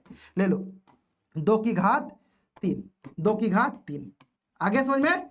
अब आता है नेक्स्ट, सबको लेकर जाना है, सबको साथ लेकर चलना है। तो पहले मैंने 2 को साथ ले लिया, दोनों में देख लिया कौन बड़ा है, 2 की पावर 3। फिर हम आएंगे 3 पे, सर एक ही बच्चा है इसके पास तो है नहीं, इसी को लेके चलो, है ना। लेकर सबको चलना है, लेकिन सबसे बड़े बड़े वाले को। तो इसमें एक ही था तो यही सबसे बड़ा लेकर चले गए। समझ में आ गया। बड़ा मतलब जो सबसे हाईएस्ट घात का हो, जो सबसे अधिकतम घात का हो, ठीक है, जो सबसे अधिक बार गुणनखंड में आया हो। जैसे इसमें देखो 2 बार आया, इसमें 2 3 बार आया, तो 3 बार वालों को लेकर चलेंगे। इसमें 3 एक ही बार है तो एक ही बार रख लो, क्योंकि इसमें 3 तो आया नहीं। समझ में आ गया। तो बताओ ये क्या हो गया, तो ये हो गया सर 8 गुने 3, बोले तो कितना हो गया 24। बोले तो कितना हो गया, बोले तो कितना हो गया 24। समझ में आया, समझ में आया कैसे करना है, समझ में आ गया ना। बहुत बढ़िया, विकास हो जाएगा, विकास हो जाएगा। बड़े लोगों का विकास करना है, बड़े लोगों का विकास करना है। बहुत बढ़िया, आ जाओ इसका विकास करके दिखाओ, जल्दी बताओ, जल्दी बताओ। बड़े लोगों का विकास करके बताओ क्या लसा आएगा, जल्दी बताओ, जल्दी बताओ, जल्दी बताओ। हाँ जल्दी बताओ, बताओ। सबसे पहले 120 का, फिर 315 का, है ना। चलो कर किया जाए, देखते हैं कितने बच्चे मुझसे जल्दी बनाकर दिखाते हैं। बताओ 2 6 के 12 0 30। फिर बताओ बताओ बताओ बताओ बताओ, कहां पे लगे हो, इधर ध्यान दो, काहे नहीं ध्यान दे रहे हो भाई तुम लोग हैं। चलो आ जाओ 315 पे आ जाओ, 315 पे आ जाओ। क्या हो जाएगा, ये 3 से कटेगा, ठीक है, फिर 3 से कटेगा, फिर 5 से कटेगा, है ना। 5 से 35, फिर 7 एकम 7। अब बता दो बता दो बता दो बता दो, बताओ ये क्या है, 2 कितनी बार आया, 2 आया 3 बार, फिर 3 आया, फिर 5 आया। तो इसको कैसे थोड़ा ऐसे लिख लेते हैं, घात के रूप में, थोड़ा दिखेगा बड़ा बड़ा, है ना, बड़ा बड़ा घात दिखेगा। 1 2 3, तो 2 की पावर 3 हो गया, ये 3 की पावर 1 हो गया, ये 5 की पावर 1 हो गया, 5 की घात 1 हो गया। 315 क्या हुआ, 3 2 बार 5 1 बार, 3 2 बार 5 1 बार और 7 1 बार। तो इसको ऐसे लिख लो, 3 की घात 2, 5 की घात 1 और 7 की घात 1। चलो सबसे पहले आप क्या करो, मासा निकालो, अगुआ का ढूंढो, निकालो। सबसे पहले आप मासा निकाल के दिखा दो हमको, मासा निकाल के दिखा दो। 120, 315 मासा निकाल के दिखा दो। निकालना बबुआ, जल्दी निकालत क्या नहीं खीस, निकाल। जियो बिहार का लाला। अब क्वेश्चन बनाओ, फिर जियो बिहार का लाला करेंगे। चलो यहाँ पे क्वेश्चन बनाओ, पहले क्वेश्चन बनाओ, जल्दी बताओ क्या होगा, मासा क्या होगा। तो देखो मासा के लिए हमें क्या देखना है, दोनों में कॉमन। सर इसमें 2, इसमें 2 ही नहीं है, इसमें 2 2 नहीं है। सर 3 है, एक 3 मिल गया। सर 5 है, एक 5 मिल गया। यानी दोनों में अगुआ में क्या मिल गया, 3 और 5 दोनों में कॉमन मिल गया। यानी क्या हो गया मेरे पास, मासा हो गया 15। लेकिन लेकिन लेकिन सब्र रखो, अभी हमें क्या करना है, लसा निकालना है। और लसा के लिए मोदी जी का डायलॉग फॉलो करना है, मोदी जी का कहना फॉलो करना है। सबका साथ, लेकिन विकास बड़े लोगों का करेंगे। सबको साथ लेकर चलेंगे, लेकिन विकास बबुआ का, बबुआ कौन बबुआ, बड़ा वाला बबुआ का विकास करेंगे। देखो ये 2 की पावर 3, 2 की घात 3, इसमें 2 ही नहीं है, एक ही है, इसी को लेकर चलो, ले चलो। 2 की घात 3 हो गया। अब आता है बात अगला, देखो ये 3 की घात 1 है, 3 की घात 2 है, कौन बड़ा है, 3 की घात 2 बड़ा है। तो 3 की घात 2 को ले लो, 3 की घात 2 ले ली। अब आओ next next next next next, ये 5 की घात 1 है, 5 की घात 1 ही बार आ रहा है, एक बार ले लो, एक बार ले लो। 5 की घात 1 और एक हो गया 7 की घात 1, है ना। अब आ जाओ, तो कितना हो गया, जल्दी बताओ कितना हो गया। ये 8 हो गया, इंटू 9 हो गया, इंटू 5 हो गया, इंटू 7 हो गया। तो ये हो गया हमारे पास 40 इंटू 63, ये हो गया 4 3 12 और 6 24 25 25 20। कितने बच्चों के आया, जितने बच्चों के आया वो आग लगा देंगे अभी, है ना। जितने बच्चों का आया वो आग लगा देंगे। आ गया 25 20 आ गया सबका, बहुत बढ़िया। प्रिंस नाम से जो बच्चा ज्वाइन किया है, वेरी गुड बाबू, बहुत बढ़िया बहुत बढ़िया। Thank you thank you thank you, big fan sir, बहुत बढ़िया। चलो आ जाओ यहाँ पे आ जाओ। मजा आया कि नहीं, मजा आया कि नहीं, समझ में आया कि नहीं। चलो अगर आपको ये समझ में आ गया तो यहां से कंसेप्ट आता है, यहीं से कंसेप्ट आता है। और वो कंसेप्ट है क्या, ध्यान दो, वो कंसेप्ट है आपके लिए कि मान लो आपके पास 2 संख्या दिया गया है, एक संख्या ए दिया गया है। चलो मैं लिख देता हूं, मान लो कि पहली मान लो ऐसे लिख लो, पहली संख्या मान लो ए दिया गया है आपके पास, पहली संख्या जो है वो ए दिया गया है और दूसरी संख्या जो है वो बी दिया गया है। मान लो 2 संख्या दिया गया आपके पास, ठीक है।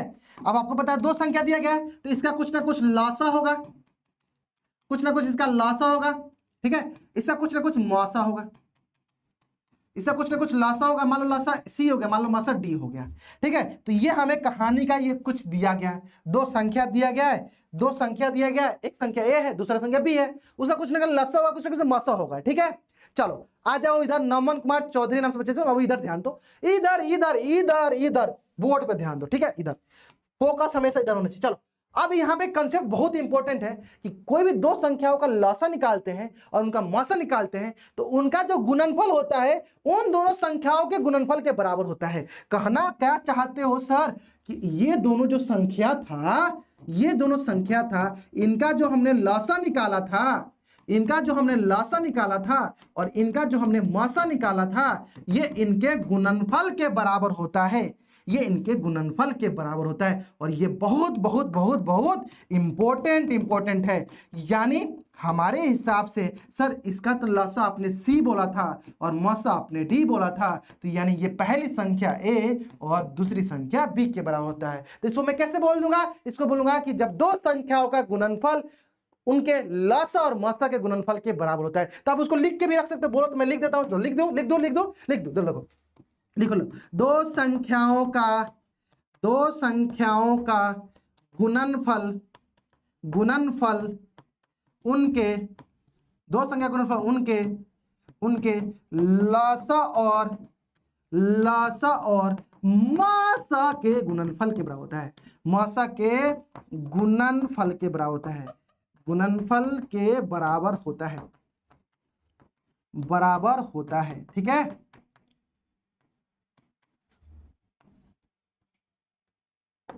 चलो चलो हो गया, ये बबल छूट गया, बराबर होता है, ठीक है, याद रहेगा। चलो इसमें एक क्वेश्चन करते हैं तब अच्छे से आपको प्रैक्टिस हो जाएगी, जो हमने पहले ही किया था उससे थोड़ा सा आइडिया लग जाएगा आपको, ठीक है। चलो ये वाला दो क्वेश्चन था, ये वाला क्वेश्चन में थोड़ा प्रैक्टिस करते हैं तो पता चल जाएगा कि सर आप जो बोल रहे हो क्या वो सही है क्या। हम नहीं मानते हैं आपने जो बोला वो सही है, हम नहीं मानते हैं। कैसे नहीं मानोगे बउआ, मानना पड़ेगा। देखो दो संख्या क्या है 4 और 24, दो संख्या क्या है 4 और 24, तो आपको पता क्या है, आपको पता है लॉसा गुने मौसा, इन दोनों के गुणनफल 4 और गुणे 24, 4 गुणे 24 के बराबर होना चाहिए। बताओ इनका लॉसा कितना है, लॉसा कितना है 24, इनका मौसा कितना है 4। सर इधर दोनों तो सेम ही आ गए, 4 गुणे 24, जो भी करो, 4 चौका 16, 4 दूनी 8 1 9, फिर इधर भी देखो 24 चौके 96। देखो LHS बराबर RHS आया कि नहीं, LHS बराबर RHS आया कि नहीं, LHS बराबर RHS आया कि नहीं, आ गया ना, आ गया ना, चमका ना, आए ना। यानी ये हमेशा होता है, ये हमेशा होता है ना। चलो एक जल्दी जल्दी क्वेश्चन कर लो, अगर आपको ये आ गया समझ में तो एक जल्दी से जल्दी बबुआ क्वेश्चन करो, जल्दी करो, बताओ जल्दी बताओ कौन सा ऑप्शन होगा, जल्दी बताओ कौन सा ऑप्शन होगा, जल्दी बताओ कौन सा ऑप्शन होगा। देखो सिंपली आपको इसमें फॉर्मूला ढूंढना था कि आपको फॉर्मूला पता है कि नहीं। सर इसमें तो देखो ए गुणे बी नहीं है, इसमें देखो इसमें मौसा गुना में नहीं है, ये दोनों तो ऐसे गलती है, ये गलती है। सर इसमें ए गुने बी नहीं है, यानी एक ही ऑप्शन सर हमें सही दिख रहा है, कौन सा, ऑप्शन डी सही दिख रहा है। कितना आसान सा बताओ, इससे आसान क्वेश्चन हो सकता है नहीं भला, सबसे आसान क्वेश्चन है। चलो नेक्स्ट बढ़ते हैं क्वेश्चन पे, जल्दी बनाओ इसको, जल्दी बनाओ। हमें पता है दो संख्याओं का गुणनफल उनके लॉसा गुने मौसा के गुणनफल के बराबर होता है। कैसन बारा बिहार के लारा सब ठीक बारा, हाँ ना, इधर ध्यान दो, हेने ध्यान देबो तबे तार विकास होई, ना ध्यान देबो तो समझ ल जहां बारा ओजी रहले रह जेबो, ठीक बा। हेने आबो जल्दी आओ, हेने क्या बोला गुल भाई ने, देखा ध्यान देगा, क्या बोला गया है कि दो संख्याओं का लॉसा और मौसा क्रमशः 168 और 6 है। यदि एक संख्या 24 है तो दूसरी संख्या ज्ञात कीजिए। भाई इतना आसान सवाल कैसे पूछा जा सकता है। और देखो कब पूछा गया, देखो अभी हाल ही फिलहाल पूछल गल बता तेरा 2025 में पूछल गल बता। बनाओ जल्दी जल्दी बनाइए इसको, जल्दी बनाइए। क्या हमें पता है लॉसा गुने मौसा क्या होता है मेरा, लॉसा गुने मौसा क्या होता है, पहली संख्या गुने दूसरी संख्या, पहली संख्या गुने दूसरी संख्या, यही होता है क्या, यही होता है क्या। चलो ऐसा करते हैं, इसको थोड़ा सा लिख लेते हैं, है ना। इसे मान लो हम मान लेते हैं क्या, पहली संख्या को ए मान लेते हैं, पहली संख्या को क्या मान लेते हैं ए, जो कि दिया गया है कितना 24, और दूसरी संख्या को क्या मान लेते हैं हम, दूसरी संख्या को क्या मान लेते हैं, दूसरी संख्या मान लो बी दिया गया है, वो हमें निकालना है। और हमें देखो लॉसा तो दिया गया 168 और मौसा 6 दिया गया, पहली संख्या कितना दिया है 24, और हमें निकालना है दूसरी संख्या में, चलो b निकालना है। अब हमें बताओ कि ये गुना में लिखा गया 24, तो दूसरी तरफ लेकर जाएंगे तो क्या होगा, भागा में हो जाएगा ना। चलो ये देखो 168 गुने 6, ये गुना में 24 से दूसरी तरफ आएगा तो भागा हो जाएगा 24, बराबर क्या हो गया b। अब हमें ये बताओ कि अगर मैं इसको कटाऊं 6 1 जा 6, 6 चौका 24, तो ये देखो 1, ये हो गया 4। अब अगला देखो, अगर मैं बोलूं 4 एकम 4, फिर 4 से कटेगा, तो 4 से 4 चौका, चलो दूसरा कलर ले लो भाई, ले लो। तो 4 चौका 16, 4 दूनी 8, तो क्या हो गया b की वैल्यू 42। यानी हमारे पास दूसरी संख्या क्या आ गई, जल्दी बताओ, काहे नहीं बोल रहे भाई, अरे बता दियो आप लोग भाई, बहुत ब्रिलियंट हो आप लोग, है ना, बहुत बढ़िया। कितना आ गया 42, मजा आया ना देंगे कराएंगे निश्चिंत होकर, चलो पोल भी कराएंगे, सब कुछ कराएंगे बस, लेकिन अभी तो शुरुआत हुआ है, अभी तो मतलब ट्रेलर रिलीज हुआ है, अभी तो फिल्म बाकी है ना, करते चलो आ जाओ समझ में आया। चलो इसी पे बेस्ट मैं 2-3 क्वेश्चन देता हूं आपको करने के लिए, बहुत ही अच्छा क्वेश्चन है, जरूर ट्राई करना, अगर नहीं होगा तो मैं नेक्स्ट क्लास में जरूर बता दूंगा, ठीक है। बहुत सारा होमवर्क दूंगा आज, आप हमसे वादा करो कि कल क्लास में आने से पहले, यानी जब भी मेरी अगली क्लास होगी, आने से पहले सारा होमवर्क कंप्लीट होना चाहिए। होगा ना, मस्त। चलो हो गया, अब बढ़ते हैं हम लोग अपने, इस पे बेस्ट बहुत सारा आपको होमवर्क दूंगा, देखो बहुत सारा होमवर्क है, इस पे बेस्ट बहुत सारा होमवर्क है, सारा होमवर्क आपको बना के लाना है, सब होमवर्क बना के लाना है, ठीक है।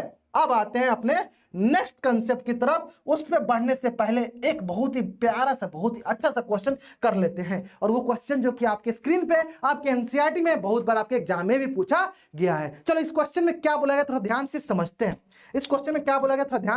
हैं, क्वेश्चन क्या कहना चाहता है, किसी खेल के मैदान के चारों ओर एक वृत्ताकार पथ है। चलो एक वृत्ताकार पथ बना लेते हैं पहले, एक ये वृत्ताकार पथ हो गया, ठीक है, ऐसे कर लो, ऐसे, और थोड़ा इसको बड़ा कर लेते हैं, एक ये वृत्ताकार पथ है, चलो एक ये वृत्ताकार पथ है ना। अब आ जाओ नेक्स्ट इस मैदान के एक चक्कर लगाने में सोनिया, अरे सोनिया है, चलो ये सोनिया हो गई, लड़की है ना, लड़की बना दी, सोनिया है, ठीक है, एस हो गई, सोनिया को 18 मिनट लगते हैं, जबकि इसी मैदान को एक चक्कर लगाने में रवि को देखो, रवि जो है ना तेज है ना, लड़का है ना, तेजी से भागता है, लड़की की तुलना तेजी से भागता है, रवि, ये हो गया रवि, ये मेरा हो गया रवि, इसको लगता है 18 मिनट और इसको लगता है 12 मिनट, और कोई है क्या, हाँ नहीं, 2 ही लोग हैं, तो मान लीजिए वे दोनों एक ही स्थान से चलना संपर्क, तो एक ही दिशा में चलते हैं, तो कितने समय बाद, कहना क्या चाहता है, सुनो ध्यान से बबुआ, क्या बोल रहा है कि सर ये ना सोनिया जो है ना बहुत धीरे धीरे चल रही है, 18 मिनट लग रहा है एक चक्कर, तो ये एक चक्कर लगा रही है 18 मिनट में, ये जो एक चक्कर लगा रहा है 12 मिनट में, तब मान लो दोनों एक ही जगह से शुरू किया था चलना, तो बताइए कितने देर बाद फिर दोनों एक ही जगह पर मिलेगा, ये बोला जा रहा है, समझ में आया। देखो बहुत आसान, जब भी इस प्रकार का क्वेश्चन आए कि वो पहला कौन सा ऐसा संख्या होगा जो दोनों एक साथ आएंगे, तो उस केस में हमेशा एलसीएम निकालते हैं। ऐसे सोचो, ध्यान दो कि मैं यहां से चलना स्टार्ट किया, मेरे बगल में मान लो सोनिया खड़ी थी, मैं मान लो रवि हूं, दोनों हम लोग एक जगह से चलना, सर्कुलर पाथ में चलना स्टार्ट कर रहे हैं, तो मैं जल्दी जल्दी चल रहा हूं, मैं 14 मिनट में चल रहा, 12 मिनट मुझे लगता है, इनको जो है 18 मिनट लगता है, तो कौन जल्दी एक चक्कर लगाएगा, मैं जल्दी एक चक्कर लगाऊंगा क्योंकि मुझे 12 मिनट लगता है, लेकिन सोनिया धीरे धीरे होगी, तो हो सकता है ऐसे कि मैं 2 चक्कर लगा लूंगा तो ये एक ही चक्कर कंप्लीट की होगी, समझ में आया ना। तो ऐसे क्वेश्चन में जब भी हमें पता करना हो कि कौन से समय कितने मिनट बाद दोनों मिलेंगे, तो हमेशा लॉसा निकालते हैं, हमेशा क्या निकालते हैं, लॉसा निकालते हैं। तो बताओ ये 12 मिनट, ये 18 मिनट, तो दोनों का लॉसा क्या हो जाएगा, जल्दी बताओ, दोनों का लॉसा क्या होगा, 12 और 18 का तो निकाल लो, चलो 12 का निकालते हैं, 2 छक्के 12, 2 3 6, 3 एकम 3, 18 का निकालो, 2 9 18, 3 त्रिका 3, है ना, फिर 3 एकम 3, तो बताओ 12 हो गया 2 की पावर 2 इंटू 3, 2 की घात 2 इंटू 3, और 18 हो गया 2 गुने 3 की घात 2। हमें पता है सबको साथ लेकर चलना है, लेकिन विकास बड़े लोगों का करेंगे, तो बताओ इसमें 2 की घात 2 2 बार, इसमें 1 बार, तो 2 बार ले लो, इसमें 3 की घात 1 बार, इसमें 3 की घात 2 ले लो, तो क्या हो गया 4 गुने 9 यानी 36 मिनट, यानी 36 मिनट बाद ना ये क्या होंगे, 36 में एक ही जगह पे आ जाएंगे, मिल जाएंगे। तो यानी इसका मतलब ये 12 ये 3 राउंड लगाएगा और ये 2 राउंड लगाएंगे, 2 चक्कर लगाएंगे, तब तक ये एक बार मिल जाएंगे। मतलब पहला जो है रवि वो 3 चक्कर लगाएगा और जो सोनिया है ये 2 चक्कर लगाएंगे। बहुत धीरे चलती है ना लड़की, बहुत धीरे चलती है, जरूरी नहीं है, ठीक है, एक्सेप्शन बोल रहा हूं इसे, है ना। चलो बहुत बढ़िया, समझ में आ गया, मजा आया कि नहीं है, मजा आया कि नहीं, मजा आ गया ना। चलो इसी तरह अगर मजा आ गया तो इस पे बेस्ट ये क्वेश्चन जरूर बना लेना, ये क्वेश्चन जरूर बना लेना, ये आपका होमवर्क का क्वेश्चन है, ये आपके होमवर्क का क्वेश्चन है, बना लोगे ना, बना लोगे ना, जरूर बना लेना, ठीक है। चलो अब आते हैं हम लोग नेक्स्ट कंसेप्ट की तरफ, जिसका नाम है यूक्लिड विभाजन एल्गोरिदम।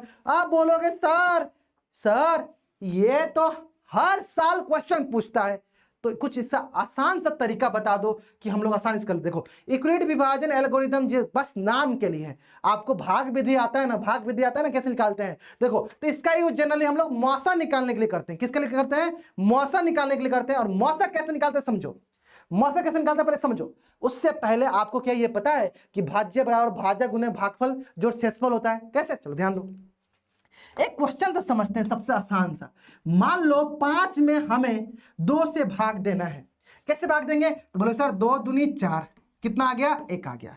और हमें पता है सर, हमें पता है, रुक जाओ, हमें पता है इसे क्या कहते हैं, तो सर ये हो गया भाजक, इसे क्या कहते हैं, ये हो गया मेरा भाज्य, इसे क्या कहते हैं, ये हो गया मेरा भागफल, और ये हो गया शेषफल, ये हमें पता है। अब इसका फायदा क्या हुआ कि ये 5 को हम क्या लिख सकते हैं, 5 को लिख सकते हैं भाजक गुने भागफल, 2 गुने 2 जोड़ 1। यानी यहां से हमने ये सीखा, क्या सीखा यहां से कि यानी भाज्य बराबर क्या होता है, भाजक गुने भागफल जोड़ शेषफल, भागफल जोड़ शेषफल, ये होता है। बस अब क्या होता है, बच्चा सिर्फ इसका नाम सुनकर डर जाता है, लेकिन ये सबसे आसान है बाबू, जो हमने बचपन में सीखा था ना, भाज्य बराबर भाजक गुने भागफल जोड़ शेषफल, वही लिखा है, बस थोड़ा नाम हम चेंज कर दिया। कैसे, अब समझो,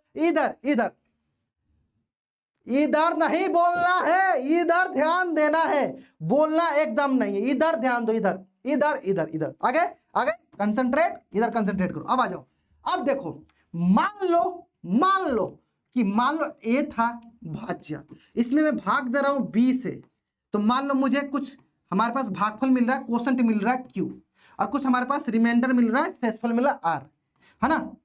अभी मैंने आपको सिखाया ये क्या होता है, ये होता है भाजक, लिख लेते हैं।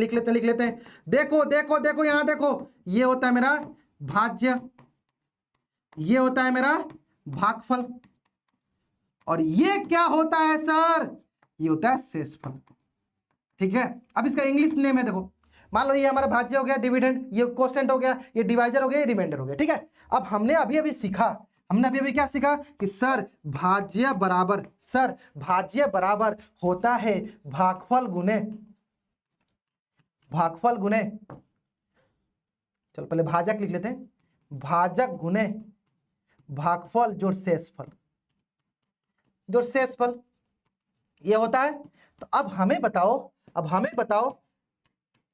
कि भाज्य यहां पे क्या है, तो बोलो सर ए है, भाजक क्या है, तो बी है, भाजक क्या है, बी है, और भागफल क्या है, क्यू है, शेषफल क्या है, आर है। तो क्या यही यहां पे लिखा गया है क्या, देखो क्या यही लिखा गया है क्या, ए बराबर बी क्यू प्लस आर, बस यही चीजों उठा के लिख दिया गया है, कोई इसमें रॉकेट साइंस है नहीं। अब एक कंसेप्ट यहां लिखा गया कि आर जो है मतलब शेषफल हमेशा भाजक से छोटा या 0 से बड़ा होना चाहिए। इसका ये कहना क्या चाहता है समझो, देखो यहां से समझो, यहां से देखो, यहां पे शेषफल क्या आया था 1, हमारा भाजक क्या था 2। इसका मतलब अगर शेषफल जो है 2 से बड़ा होता तो फिर से भाग लगा देते, यानी इसका मतलब यहां पे शेषफल हमेशा या तो पूरा कट जाए, मान लो यहां 4 रहता था, 2 दूनी 4, तो यहां 0 आया था, या तो यहां 0 हो जाए, या फिर हमेशा इसके भाजक से छोटा होगा, और इसका भाजक क्या है, b है, और इसका शेषफल क्या है, r है। या तो r तुम 0 हो जाओ, नहीं तो तुमको मिट्टी में मिला दिया जाएगा ना, तुम r यहीं तो 0 हो जाओ, नहीं तो हमसे छोटे रहो। ये भाजक इसको धमका कर रखता है कि नहीं तो तुम 0 हो जाओ, नहीं तो हमसे छोटे रहो, हमसे तन के बात नहीं मत करना ना, हमारे ऊपर जाने की कोशिश नहीं करना। तो ये r जो है ये बी जो है भाजक इसको धमका कर रखता है कि नहीं तो तुम जीरो हो जाओ, नहीं तो हमसे छोटे रहो। समझ में आया ना? तो यहीं पे एक कंडीशन आ जाता है क्या, कि जो आर है आर, नहीं तो तुम जीरो हो जाओ, नहीं तो हमसे छोटे रहो। समझ में आया? चलो अब इसका यूज हम करेंगे। यहां तक कोई डाउट बताओ, यहां तक कोई डाउट तो बता दो, कोई यहां तक डाउट? अगर डाउट नहीं है तो एक बार चैट बॉक्स में एल टाइप करेंगे, अगर डाउट है तो वाई टाइप करो। चलो उल्टा बोल दिए, चलो डाउट नहीं है तो एक बार चैट बॉक्स में एन टाइप कर दो, जल्दी करो। एक बार डाउट नहीं है तो चैट बॉक्स में एन टाइप करेंगे, जल्दी करेंगे, जल्दी करेंगे आप लोग, जल्दी करेंगे। बहुत बढ़िया, आगे समझ में आ गया ना ये चीजें?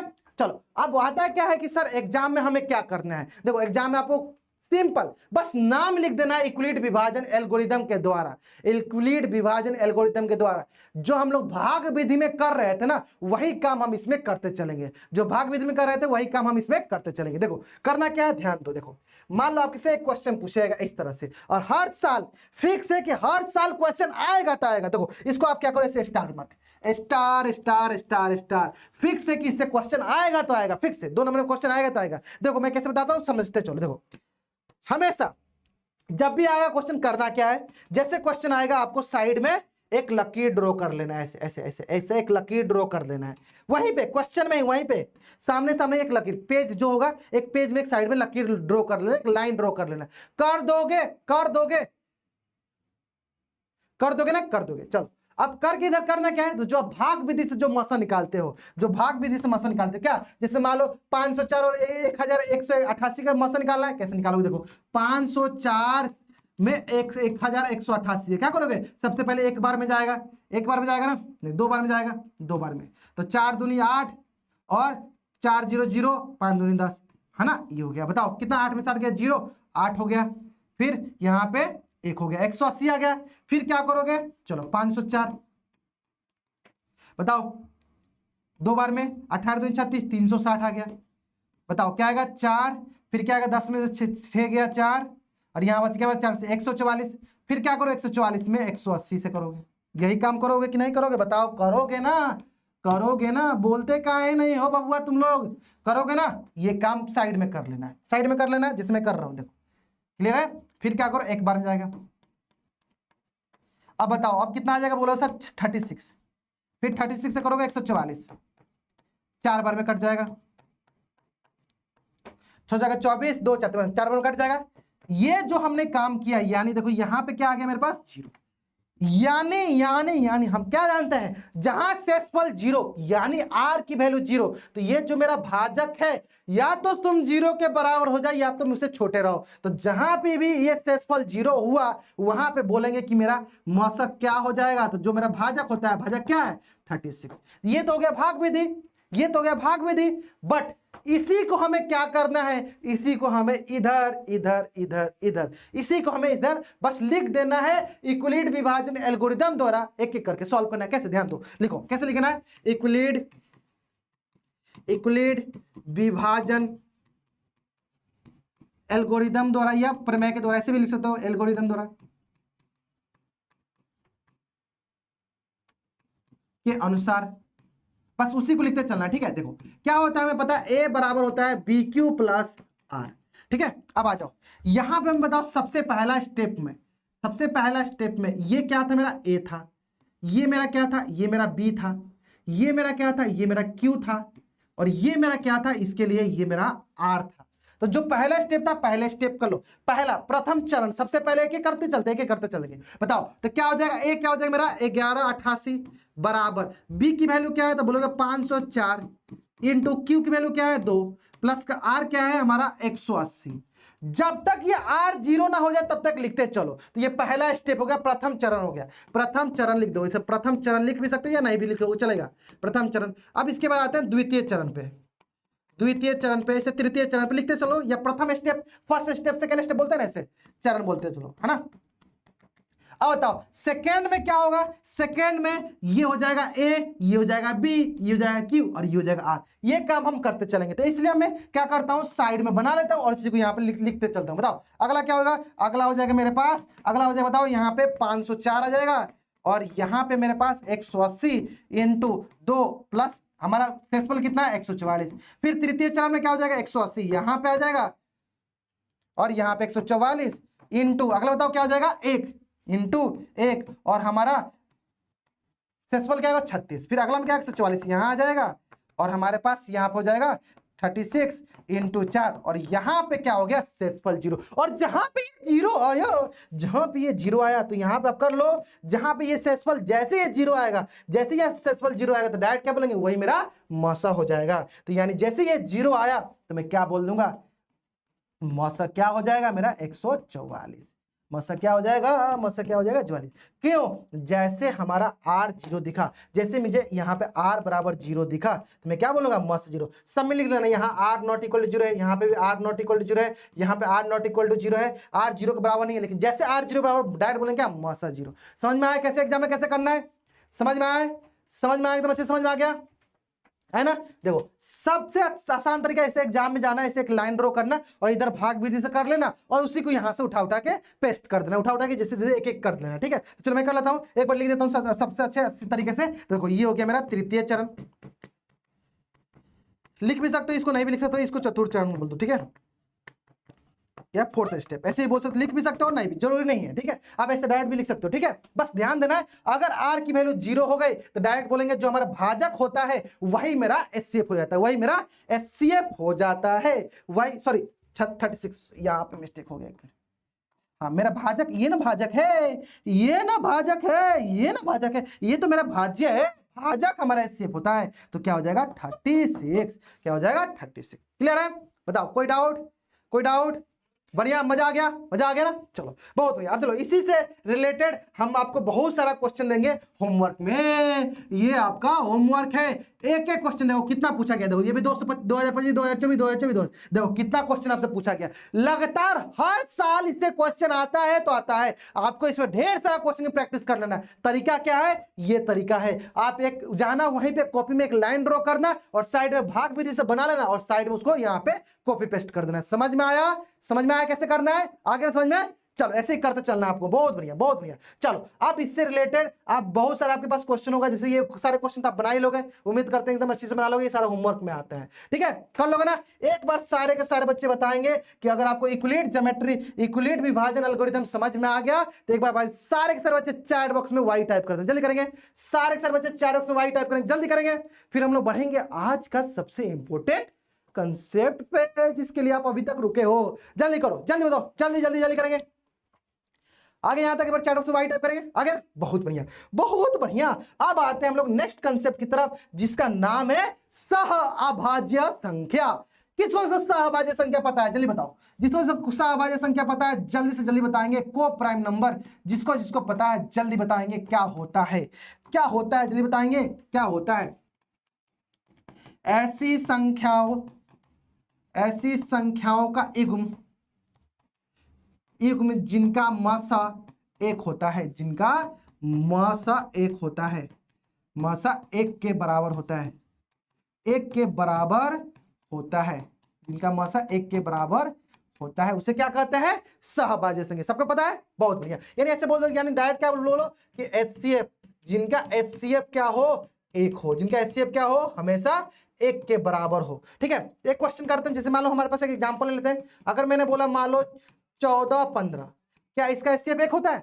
चेक कर लो, देखो चेक करो, 14 में 15 से भाग दे दो, 14 एकम 14, यहाँ एक बचा, एक में फिर 14 करो, एक 14 14, ये देखो क्या आ रहा है, देखो एचसीएफ क्या आ रहा है, एक आ रहा है। तो यहाँ नहीं, अब मैं एक बोल दूं 1000 एक और 1000 दो कर लो, 1000 एक और 1000 दो कर लो। ठीक है, चलो तो यहाँ नहीं, यहां से कंसेप्ट निकल के आता है कि सर ये बताइए क्या ये जरूरी है कि सहभाज्य संख्या हमेशा अभाज्य संख्या ही हो? नहीं, देखो ध्यान दो ध्यान दो ध्यान दो, 14 15 ये दोनों में से कोई अभाज्य नहीं है, तो ये जरूरी नहीं है कि सहभाज्य संख्या हमेशा अभाज्य संख्या ही हो, वो अभाज्य भी हो सकता है और भाज्य संख्या भी हो सकता है।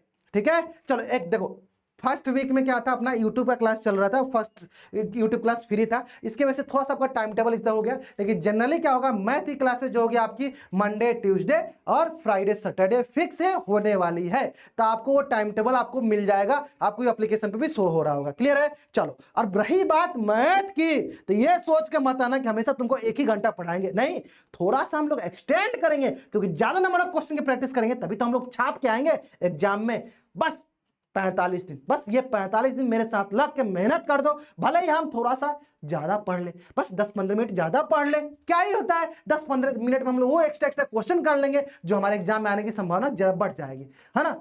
देखो क्वेश्चन में कटौती नहीं, अगर आप चाहते हो क्वेश्चन कटौती करें तो फिर कैसे काम चलेगा। तो क्वेश्चन की ज्यादा प्रैक्टिस करेंगे तो थोड़ा सा टाइम तो देना पड़ेगा बाबू, देना पड़ेगा कि नहीं, मानते हो कि नहीं, मानते हो ना, है ना। चलो बहुत बढ़िया। अब आते हैं, देखो यहां से एक इंपॉर्टेंट पॉइंट हम नोट डाउन कर लेते हैं। इंपॉर्टेंट पॉइंट क्या है कि कोई भी लगातार संख्याओं का एक जो होता है ना, देखो इंपॉर्टेंट पॉइंट स्टार पॉइंट डालो, स्टार पॉइंट डालो, है ना। देखो तो लगातार या बोलो क्रमागत, है ना, क्रमागत संख्या जो होती है, क्रमागत संख्याओं का युग्म हमेशा हमेशा क्या होती है, सहभाज्य संख्या होती है, हमेशा सहभाज्य संख्या होती है। सहभाज्य मतलब कोई भी लगातार दो संख्या होगी, सहभाज्य संख्या होती है, सहभाज्य संख्या होती है। कैसे पता चला, देखो ध्यान दे तो काहे नहीं ध्यान दे रहे हो भाई। हाँ क्या होते ध्यान देखो, अगर मैंने बोला मान लो 2,3, देखो 2 में भाग दो 3 से, फिर आए 1 से 2 में करो, 2 दूनी 2 कट गया। मान लो मैंने बोला आपसे, मान लो 11 और 12, बोलो 11 में 12 से भाग दो, 11 कम में 11, यहाँ 1 आए, फिर से 1 से 12, 11 1 से 11 बार में कटा कि नहीं कटा, देखो क्या गया, यानी कोई भी दो लगातार संख्याओं का मौसा हमेशा एक होता है, हमेशा वो क्या होती है, सहभाज्य संख्या होती है, हमेशा क्या होती है, वो सहभाज्य संख्या होती है। याद रहेगा कि नहीं रहेगा, बताओ, याद रहेगा ना, ये याद रहेगा। चलो बहुत बढ़िया, चलो बढ़े जा नेक्स्ट। बोलोगे सर ये क्यों बता रहे हो, ये तो हमें पहले से पता है, लेकिन आपको ये पता होना चाहिए कि हम अभी अपरिमेय संख्याओं का जो सत्यापन सीखने वाले हैं, अपरिमेय संख्या का जो सत्यापन सीखने वाले, वहां पे सहभाज्य संख्या का यूज होने वाला है कि नहीं होने वाला है। चलो तो इसके लिए ही ये सबसे इंपॉर्टेंट है। जल्दी से बनाओ ये क्वेश्चन का आंसर करो कि निम्नलिखित में से कौन सा युग्म सहभाज्य संख्या, जल्दी बताओ। सॉन्ग बता देंगे, चलो ठीक है, जल्दी बताओ इसका आंसर करो। निम्नलिखित में से कौन सा युग्म सहभाज्य है, जल्दी बताओ निम्नलिखित में कौन सा युग्म सहभाज्य संख्या, जल्दी बताओ। चलो तो सबसे पहले चेक करते जाए, सबसे पहला 14 और 35 का देख लेते हैं, 14 और 35 का एक एक करके देख लिया जाए, 14 और 35 का। चलो सबसे पहला 14,35, आसान सा है, देखो आसान सा है, आप ले सकते हो। 14 का हो गया 35, 14 दूनी 28, 7 ये हो गया, 7 दूनी 14, तो इसका तो एचसीएफ, इसका तो मौसा आ गया हमारे पास 7, तो ये तो होगा नहीं, ठीक है। चलो अब अगला देखो ध्यान से, उसका देखो ध्यान से। चलो बी को छोड़ते हैं, सी पे आ जाओ। 13 और 52, ये तो सबसे आसान है, 13 में 52 से करेंगे तो देखो 13 चौका 52, ये तो 13 ही इसका मौसा हो गया, इसका तो मौसा 13 ही हो गया, इसका मौसा क्या हो गया, इसका मौसा तो 13 ही हो गया, इसलिए गलत हो गया। चलो डी पे आ जाओ भाई, कहीं नहीं आ रहे हो तुम भाई, डी पे आ जाओ। 21 में 84, अरे सर ये भी तो 4 बार में कट ही गया भाई, क्या ही इतना हलवा सवाल क्यों कराते हो सर, ये इसमें क्या ही ताकत है, इसमें क्या ही कुछ ताकत नहीं, कोई बात नहीं, चलो आ जाओ, भावनाओं में नहीं बहना है, आ जाओ। 18 और 25, चलो 18 में आ जाओ, 18 से 25 में कर दो, तो 18 कम 18 बना लिए, क्या हो बना लिए। चलो आ जाओ, 7 दूनी 14, ये हो गया 4, ये हो गया 4 एकम 4, यहाँ हो गया 3, फिर हो गया 4, 3 एकम 3, फिर यहाँ 1, 1 3 3। अरे सर बहुत लंबा हो गया, सर बहुत लंबा हो गया, बहुत बड़ा सा हो गया सर, इसका कुछ उपाय कर दो। चलो हम है तो क्या आपको टेंशन लेनी है, हम है ना, आपका सब उपाय हो जाएगा। चलो आ जाओ बताओ क्या हो गया, 1 3 हो गया। चलो ये कट गया हमारे पास, तो बताओ मसा कितना आ गया, इसका मसा आ गया 1, कितना गया मसा 1, है ना। बताओ कौन सा ऑप्शन हो गया, ऑप्शन नंबर बी आ गया सबका आंसर। बहुत बढ़िया। Mind your language, I don't even know you. Ananya Pandey नाम से जो बच्चा ज्वाइन किया है, बाबू इधर फोकस करना है, चैट बॉक्स में फोकस नहीं करना है, बस पढ़ाई पर ध्यान दो। कोई डाउट हो तो साथ के साथ पूछते चलो मेरे साथ, ठीक है, हो गया। चलो आ गया, चलो बढ़ जाए, नेक्स्ट बढ़ते हैं। चलो अब आते हैं हम लोग अपने नेक्स्ट कंसेप्ट की तरफ, जिसका नाम है अपरिमेय संख्याओं का सत्यापन। अपरिमेय संख्याओं का सत्यापन जो आपके एग्जाम में हर साल आने वाले हैं, तो आने वाले हैं। यानी सर ये जो टॉपिक है इतना स्टार क्यों लगा रहे हो? अच्छा ये बताओ किसको ये आता है प्रूफ करने, किसको ये आता है प्रूफ करने, चलिए बताओ किसको आता है ये प्रूफ करेंगे, चलिए बताओ। चलो अब इसको हम लोग करेंगे, बहुत ही अच्छे ढंग से करेंगे। कौन कौन चाहता है कि आज की क्लास में इसको कंप्लीट कर दे, क्योंकि बस एक यही टॉपिक बचा हुआ, बाकी इसके बाद हम नेक्स्ट क्लास में बहुपद स्टार्ट करेंगे। चलो अगर आप चाहते हो आज की क्लास में कंप्लीट कर दे तो सी टाइप करो, अगर नहीं चाहते हो तो एन टाइप करो। जल्दी बताओ, अगर आप चाहते हो कि आज की क्लास में इसको कंप्लीट कर दे तो सी टाइप करो, नहीं चाहते हो तो एन टाइप करो। जल्दी जाओ जल्दी बताओ, जल्दी बताओ, जल्दी बताओ, चाहते हो इसको कंप्लीट कर दे सी टाइप करो, अगर नहीं चाहते हो तो एन टाइप कर दो। नहीं चाहते हो कंप्लीट कर दे, चलो एक बच्चे का है सर कंप्लीट कर दीजिए सी सी सी सी। अच्छा एक बच्चे के आगे सर एन टाइप कर दे।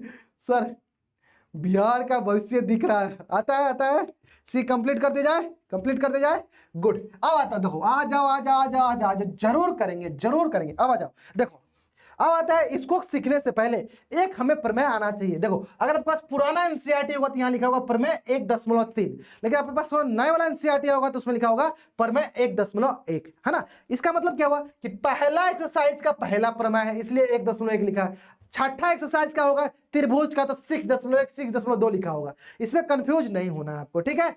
हाँ सर अब देखो सी एन दोनों आने लगा, कोई बात नहीं, सबकी आवाज सुनी जाएगी, सबकी बात सुनी जाएगी, सबका इलाज किया जाएगा, ठीक है। यहां ध्यान दो, आ जाओ। आयुष नाम से बच्चे जो ज्वाइन किए बाबू ध्यान दो, पढ़ाई इंपॉर्टेंट है, इधर आ जाओ। चलो बाबू सोना तो हम बाद में भी कर लेंगे, अभी हम एग्जाम पे फोकस करते हैं, ठीक है, ये जरूरी है। आ जाओ यहाँ पे, मान लीजिए कि P एक अभाज्य संख्या है, मान लीजिए कि P एक अभाज्य संख्या है और यदि P a स्क्वायर को विभाजित करती है तो P a को भी विभाजित करेगी। सर कुछ पल्ले नहीं पड़ा, कुछ समझ नहीं आया क्या ये बोला जा रहा है। अब देखो क्या बोला जा रहा है, समझो। इसमें बोला जा रहा है कि P जो है अगर a स्क्वायर को विभाजित करती है, a स्क्वायर को विभाजित करती है ना, तो इसका मतलब ए स्क्वायर का वर्गमूल, बताओ ए स्क्वायर का वर्गमूल क्या होगा? बोले सर वर्गमूल ए गुने ए, यानी एक बाहर आ जाएगा, यानी ए स्क्वायर का वर्गमूल क्या होता है? ए। तो ए स्क्वायर का जो वर्गमूल है उसे भी, यानी इसका जो वर्गमूल है उसे भी पी क्या करेगा? विभाजित करेगा। पी ए को भी विभाजित करेगा, ए को भी विभाजित करेगा। कंडीशन क्या है? कंडीशन क्या है? कंडीशन है कि P क्या होनी चाहिए? एक अभाज्य संख्या होनी चाहिए। कंडीशन क्या है कि P एक अभाज्य संख्या होनी चाहिए। इसका यूज कैसे करना है ध्यान दो, बहुत इंपॉर्टेंट है, ध्यान दो। अगर मैंने बोला कि P जो है, या ऐसे सोचो, मान लो कि P की जगह 2, मान लो 2 जो है, कोई संख्या बता दो, कोई भी संख्या मान लो, मान लो 2 जो है 4 को विभाजित करता है, 4 को विभाजित करता है, अच्छा करता है लिखना है क्या? चलो यहां लिख लेते, करता है कर्म को, है ना चलो आ जाओ, विभाजित करता है लिख लेते हैं। चलो लिख लो, विभाजित करता है। चलो तो अब बताओ, अब जल्दी बताओ यहाँ पे, तो 2 बताओ 4 का वर्गमूल, तो बताओ सर 4 होता है 2 गुने 2, तो इसका वर्गमूल क्या हो जाएगा? 2। यानी 2 किसको विभाजित करेगा? 2 को विभाजित करेगा, 2 को भी विभाजित करेगा, 2 को भी विभाजित करेगा, ठीक है, 2 को भी विभाजित करेगा, समझ में आया? 2 को भी विभाजित करेगा। अब इसमें थोड़ा समझो ध्यान से, यहां पे आ जाओ, यहां पे ध्यान दो। देखो तो इसमें हमने क्या समझा? इसमें हमने ये समझा कि मान लो अगर मैंने आपसे कहीं बोला कि p²/2, इसका मतलब क्या है? p² को कौन विभाजित कर रहा है? 2 विभाजित कर रहा है, तो p का वर्गमूल क्या होता है? p। तो इसको भी कौन विभाजित करेगा? 2। इसको ऐसे लिखो या इसको ऐसे लिखो कि 2 जो है p² को विभाजित करता है, इतना बड़ा सा लिखो, विभाजित करता है ना। तो 2 इसके वर्गमूल को भी, p² का वर्गमूल क्या होगा? p को भी विभाजित करेगा, p को भी विभाजित करेगा, लॉजिक समझ में आया? या तो ऐसे लिखो, या तो आप ऐसे लिख लो, या तो आप इसको ऐसे लिख लो, ठीक है, या फिर आप इसको ऐसे लिख लो। क्यों? क्योंकि दोनों हमारे यूज में होने वाले हैं। या तो आप इसको ऐसे बोल दो या फिर ऐसे बोल दो।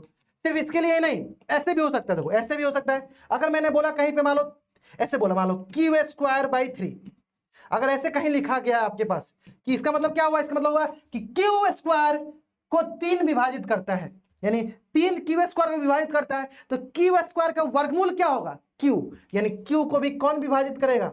3। किसके अनुसार? तो प्रमेय 1.1 के अनुसार, प्रमेय 1.1 के अनुसार, ठीक है।